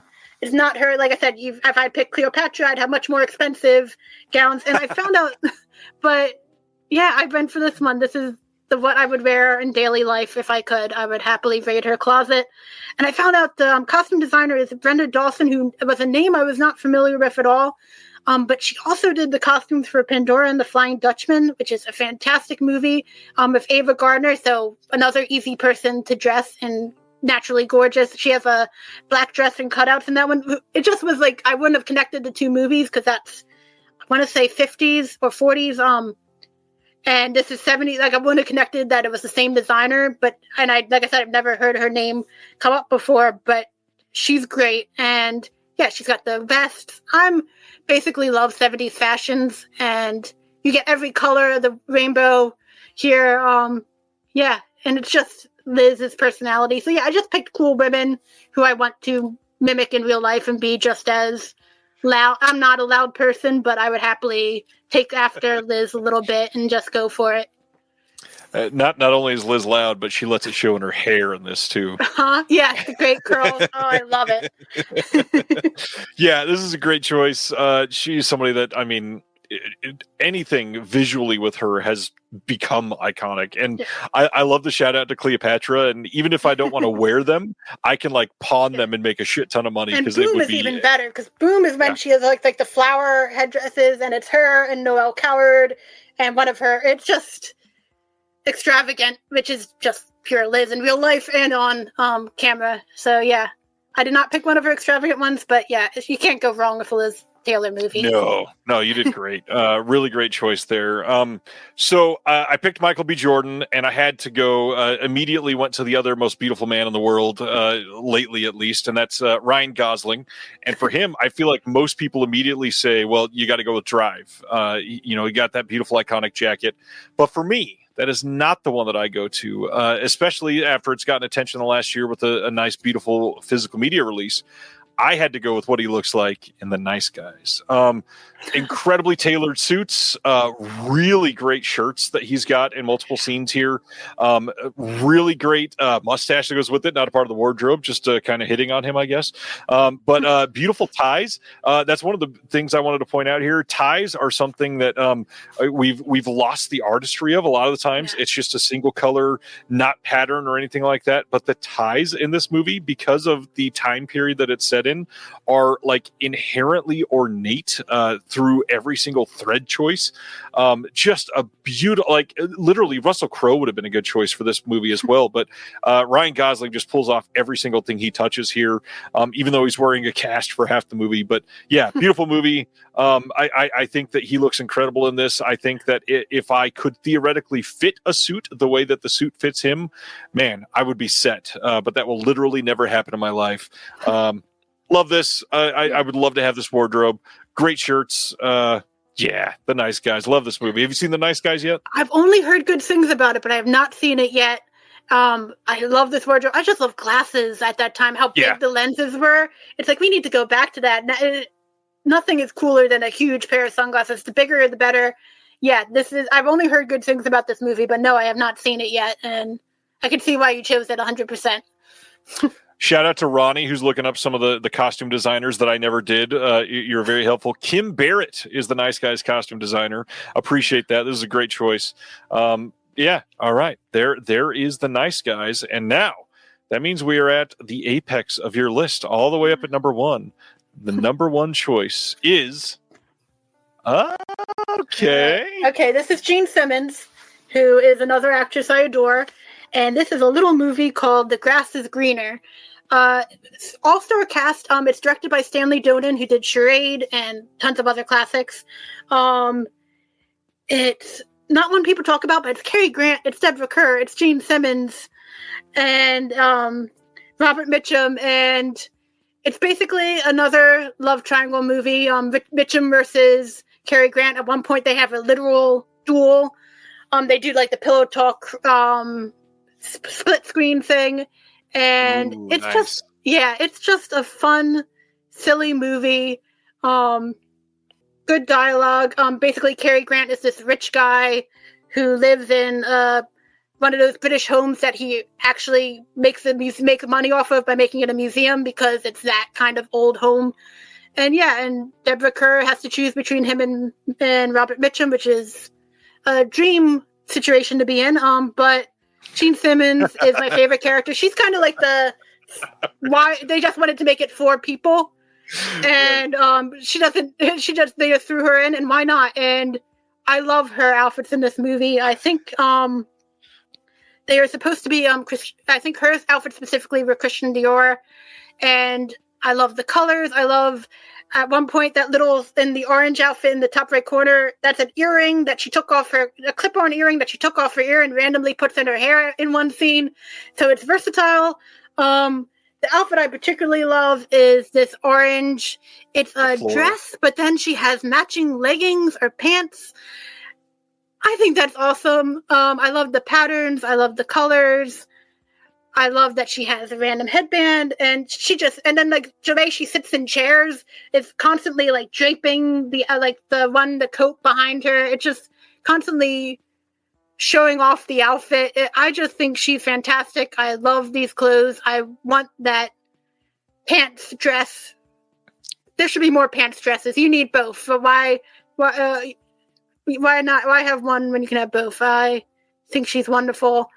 Also, I was realizing that all my movies have blue eyeshadow, which is a 70s thing. So I guess that's something that I also just picked color films because I just like color, even though there's some great black and white movie costume designers, but I guess just the ones that stay in my memory, or the color ones even. But yeah, I adore this outfit. It's always the first one that comes to mind. I know it's a deep cut title. It's Olive Films released it. It's not a great release. It has no subtitles. I don't think it has any bonus features. I wish somebody else Olive. But I wish somebody would re-release it. Because Olive did do occasionally, they did Right by Johnny Guitar and Hair, but they did not do Right by this one. But I don't know that it's a popular or well-liked enough title that it's ever going to come out better. But yeah, it's a fun movie. It's ridiculous. It's all British properness and like versus like the American. I mean, basically, like British proper Cary Grant versus American Robert Mitchum, and they play with that dynamic. And it's a fun movie. Gene Simmons is delightful and just gets to be delightful. Like I said, her character's kind of why is she there? Because why not? But yeah, I love these outfits. We got some people in the chat asking if you have seen the film The Love Witch. I have heard of the film. The Anne Biller, or is that her name? The director. I love the photos I've seen from it. I have not seen it yet, but the aesthetic, 100%, because that's like I know she took a lot from classic movie, or not classic, but like the Jean Rollin and all the great 70s. Yeah. So yeah, I definitely. Anna Biller from 2016. Okay, I think I almost got her name right. I created some combination, but yeah, I have heard of it, and I know it's supposed to be good. I feel like the aesthetic of that definitely fits the choices that you're making. But yeah, this is a great choice. The floral print on here is beautiful. Yeah. Long, flowy. The head wrap that she has, and that I don't know what do you call this, because it's like a necklace just draped over her hair. Yeah, it just, like I said, it's literally, and like clip-on earrings. As someone who doesn't have her ears pierced, I love that. I think that would be great to have an actual cool. Then she just like randomly in a scene, she's drinking a cocktail, and then she just takes it off her ear and puts it in her hair. I think that's ingenious, and I don't know if that was something she came up with on the spot. It's Gene Simmons. She's awesome. Yeah, she very well may have. Yeah, if you want to see another great movie with her, Angel Face, she plays much more, that's a noir, and she plays a much more crazy character. And again, with Mitchum, though, any movie, if you can see with her, I highly recommend it. And Mitchum, because he's amazing. Yeah. Okay, so when you brought up this topic, there was one thing that I thought of immediately that I said, this is going to be my number one. I'm not even going to have to think of it. This is going to be the last thing that I cover. And the reason I'm going to cover this is because this is my actual cheat for tonight. So I said Michael B. Jordan was like a half a cheat because he's one person playing two characters. This is kind of a cheat because it's a wardrobe for myself, but also for my wife, who's my best friend. And the thing that I've always seen for the two of us, and my choice, is that we have to have everything. And I've looked this up, Ronnie, so you don't have to, that Ruth Myers did in 1991's The Addams Family. I think this is the definition of romance. This is the definition of style. This is like the definition of sexiness. This is the definition of a love that I have always wanted to have for my wife. And I think this is just some of the most beautiful, put together, perfectly matching couples in cinematic history, played just absolutely perfectly by Angelica Houston and Raul Julia here. Just incredible imagery, iconic, beautiful shots in this film. Absolutely love it. Will is making me laugh by texting me and saying he thought he was my best friend. I love you too, Will. This I don't know. I think that this is something that I've always strived.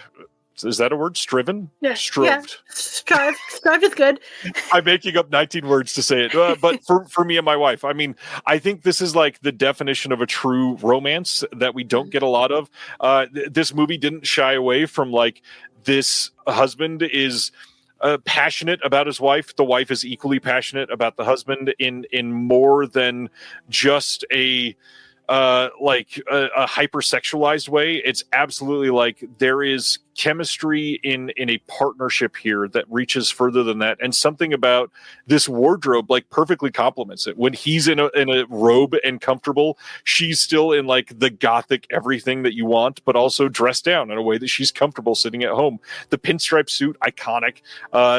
The like velvet overcoats that they wear here, it's just astonishing. This is one of those movies that immediately when I was a child and saw this for the first time, just went, goddamn, like dress me up like that and I am set for the rest of my life. Love the Addams Family. I love this relationship, and this is what I want in my life, and want my kids to be able to see, that their parents love each other like Morticia and Gomez. I think that's beautiful, and you would totally rock those suits, especially the velvet one. I think the velvet one might be my favorite, though the pinstripe is the most iconic. But yeah, that's a fantastic choice. I actually didn't grow up with, like, I watched them as an adult and they're great. But I like grew up with more the Carolyn Jones, like the TV show. Like I watched TV Land all the time. That was where made you really popular in school. But that's what. But I didn't see it until I was an adult. And yeah, those are beautiful costumes. They're classic Gothic. Yeah, I hope that you and your wife get to wear outfits that comes in your. Yeah, any of the disconnected fans just happen to have that sitting around in their closet and to get rid of. I think that would be cool. It would be cool, man. This has been such a fun topic. Did you have any that you were choosing between that were vetoed or cast aside that were almost in your mind? Well, I feel like I wanted to pick something by Travis Banton, who was like one of my favorite designers. He designed a ton of Marlene Dietrich's iconic looks, but I couldn't figure out like what the exact, like I had all the images in my head, but like what's the movie, what's the role? I would have to really, what a crime that would have been to really watch and figure out which movie specifically. I mean, Scarlet Empress she has the big like Russian big hats, but like, am I going to wear that going to walk down the street? Probably not. To be practical with it. So I feel like I should have picked something from him. And just a black and white, because there's some beautiful black and white films. It just didn't stick in my head as much, but yeah. No, I like I said, I tried to think of something that more people might know the movies, but that didn't work out.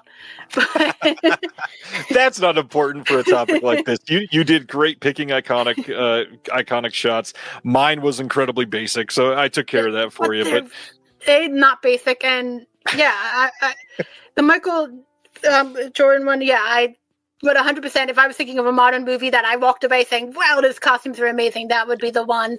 And yeah, the Addams Family, yeah, those are like I wouldn't even think of those movies because they're just like so iconic and like you don't. It's like you just take them for granted and then you look at them and everybody copies them now. It's like literally. I mean, we got Wednesday TV show, but they just set a standard for what Gothic, what it means. Like Hot Topic wouldn't exist without the Addams Family movies. That's true. That is true. Well, this has been just a fantastic topic. I love that this is something that nobody could have even like thrown out a guess at what either one of us were going to be picking. So that made it fun, I think. Mm-hmm. You have been an incredible guest. You bring a very different flavor than what I have, so that's been helpful. Tell the people what are you writing about? What's coming up? Tell them what's in the Physical Media Advocate for September. Okay. Spoiler. I am doing, it's a kind of a double whammy. I found a film that covers two actresses who are both born in September. It's Greta Garbo, who we talked about today, and Anne Bancroft. They were born, I mean, not the same year, but they were born the 17th and the 18th. I forget which one was which. And the movie is Garbo Talks, which Kino Lorber released at the end of last year. And it's a really good movie. Anne Bancroft, I mean, it's a sad movie. She's dying in it, and her dream is to meet Greta Garbo, who, when the movie came out, was still alive at the time. So she tells her son, who they live in New York City, and they know that Greta Garbo lives somewhere in New York City, but she makes it like her dying wish, hey, find her for me, and that's what he attempts to do. And it's just like a lovely movie that gets into like the whole fandom as like a movie fan. I feel like it beautifully captures it and doesn't like make her eccentric. It's just the passion and like the attachment you can feel to a star. Like she just adores Garbo. She has all the photos everywhere. At one point they go into a bookstore and it's just like, I wanted every book on the shelf. Like I wish you could walk into a bookstore today and see, it was like just a section of movie biographies. And it's like, I would have no money. It just is a really fun as a film fan. It's a film fan about film fans. It's just, and it really, Garbo doesn't actually appear in it. I won't say whether she does get to meet her or not. If she does get to meet her, it's not Garbo playing herself. But it just really celebrates her. Anne Bancroft gives a show-stopping performance in it. She gets this monologue towards the end that they just really let her show what a great actress she was. and so that's a spoiler, but it's mostly about Greta Garbo. Garbo talks. I also talk about my favorite Garbo movie and my favorite Anne Bancroft movie. I won't spoil those two, but yeah, I highly recommend that movie if you haven't seen it. It's Kino Lorber's release is great too because it has a commentary with Howard Berger and I forget if it was Steve Mitchell and Sandra Thompson. I'm sorry, I know they worked together, but it was one of them, and it was a really good commentary on top of it because they tend to do Howard can talk about anything, and both of them can talk about anything, but they tend to do the French thrillers, and this was not a thriller. It's a Sidney Lumet film, and it's not one of the ones they talked about. Howard said he actually got to talk to Sidney Lumet, and it's not one he shook his head when he brought up Garbo Talks. It's not one, I guess, that he held in the highest esteem or was one that he wanted to talk about. But I think it's great, and yeah, I remember I watched it ahead of, because I tried to sometimes be economically smart, and I saw it was streaming Garbo Talks. So I was trying to get myself from not needing the Blu-ray by watching it on, and then I ended up getting the Blu-ray anyway, because I just thought it was a movie I'd want to rewatch. And yeah, Kino Lorber released it. It's really good, and those are my double whammy birthday celebration for September. It's a good choice. The commentary is with Steve Mitchell. I just checked. Okay. Howard, I don't know. He can talk with anybody about any movie. He's got this uncanny ability, so it's kind of impossible to memorize which ones that he's done. So I get it. Again, I will echo all of the comments that are coming out saying that you've been a fantastic guest and that you got to come back. I hope this has been fun and comfortable, because I know that it's hard to step out and do something new like a live show. But you make it as easy as it can be. It's been absolutely delightful to talk to you. Of course, I've talked to you online, but this is the first time verbally talking, and it's just been fantastic. Getting to be here was a thrill, because every guest that you have is wonderful, and this is what I love to talk about, but I don't always get to talk about it with somebody else who is as passionate about it and doesn't just look bored when you keep talking about it. So I just really thank you so much for having me, and I would love to come back anytime. It's an honor. We will have you back again. Having your first time come on here and do a 3-hour and 15-minute show is an astonishing step in the right direction. So everybody go follow Rachel everywhere. Check up some of the work she's done. She's a great writer. She's been in the vast majority of the Physical Media Advocates, and absolutely somebody that you should be following. Great discourse on film, and I appreciate you. You're just great. Thank you. Appreciate you and everything you do. All right, everybody. Magazine, yeah. I was just saying, what you do with the magazine every month, on putting it out regularly and putting up with us sending in things not as early as I always get in my head, I'm going to send it in early this month, and it does not happen. But you were just wonderful. Oh, social media. Thank you. I have Blue Sky or Blue Ski, whatever you want to pronounce it. Ziggy Starlog. That's the main place I'm at, because all the other ones are pretty not great. But yeah, that's the main social media that I do. I've got your Facebook linked below. I'll add a link to the Blue Sky. But yeah, I've tagged you on Instagram, but you're never on there anymore. No, because it's all photos, and I just don't take photos too often. So yeah, if I wasn't posting pictures of Physical Media, I wouldn't have anything on Instagram either. You're incredible. Everybody go follow her. Look up her writing. Rachel, thank you. We'll talk again soon. Have a good one. You too. Thank you for watching The Disconnected. On the way out, make sure that you are subscribed to the channel, that you've liked the video, and that you've copied the link to be able to share it with someone else that may appreciate this.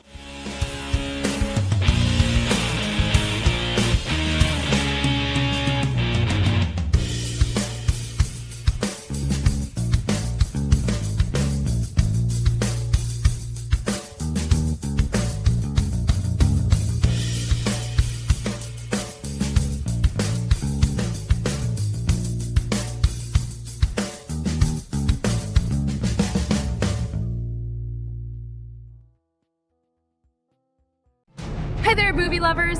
Here's an invite to the conversation with KB Loves Movies, the podcast where film isn't just entertainment, it's personal. In every episode, KB sits down with collectors, critics, and movie lovers in general to chat about the stories that stick with us. from cult classics to indie darlings and everything in between. And just when you think the credits are about to roll, there's the 5 takes. 5 fun, revealing questions every guest answers before they go. If you don't just watch movies but love talking about them, you're in the right place. Check out The Conversation with KB Loves Movies, a part of Someone's Favorite Productions podcast network. Nailed it.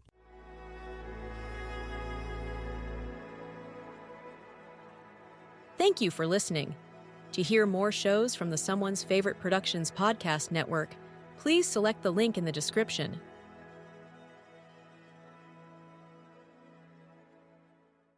Let's talk photos, not just storing them, showcasing them. You've got images that matter. Whether you're a photographer, a business updating your followers, or just someone who wants to share life's moments the right way. So why hand them over to Big Tech's one-size-fits-all cloud? Big Tech companies are the fast food of photo sharing. Quick, easy, but not exactly gourmet. And what about your data integrity? JAlbum.net is the photo sharing solution that puts you in control. Want to host images on your own server? You can. Want a layout that actually reflects your brand or style? JAlbum's customizability is unmatched. And if you're a business sharing regular photo updates with your audience, this tool was built with you in mind. But don't just take our word for it. Over 230 million web pages have been created with JAlbum, and it's got stellar reviews on Trustpilot to prove it. So head to JAlbum.net to download your free software and try it out. When you're ready to upgrade, use the code PODCAST for 20% off. Your photos, your layout, your rules. JAlbum.net.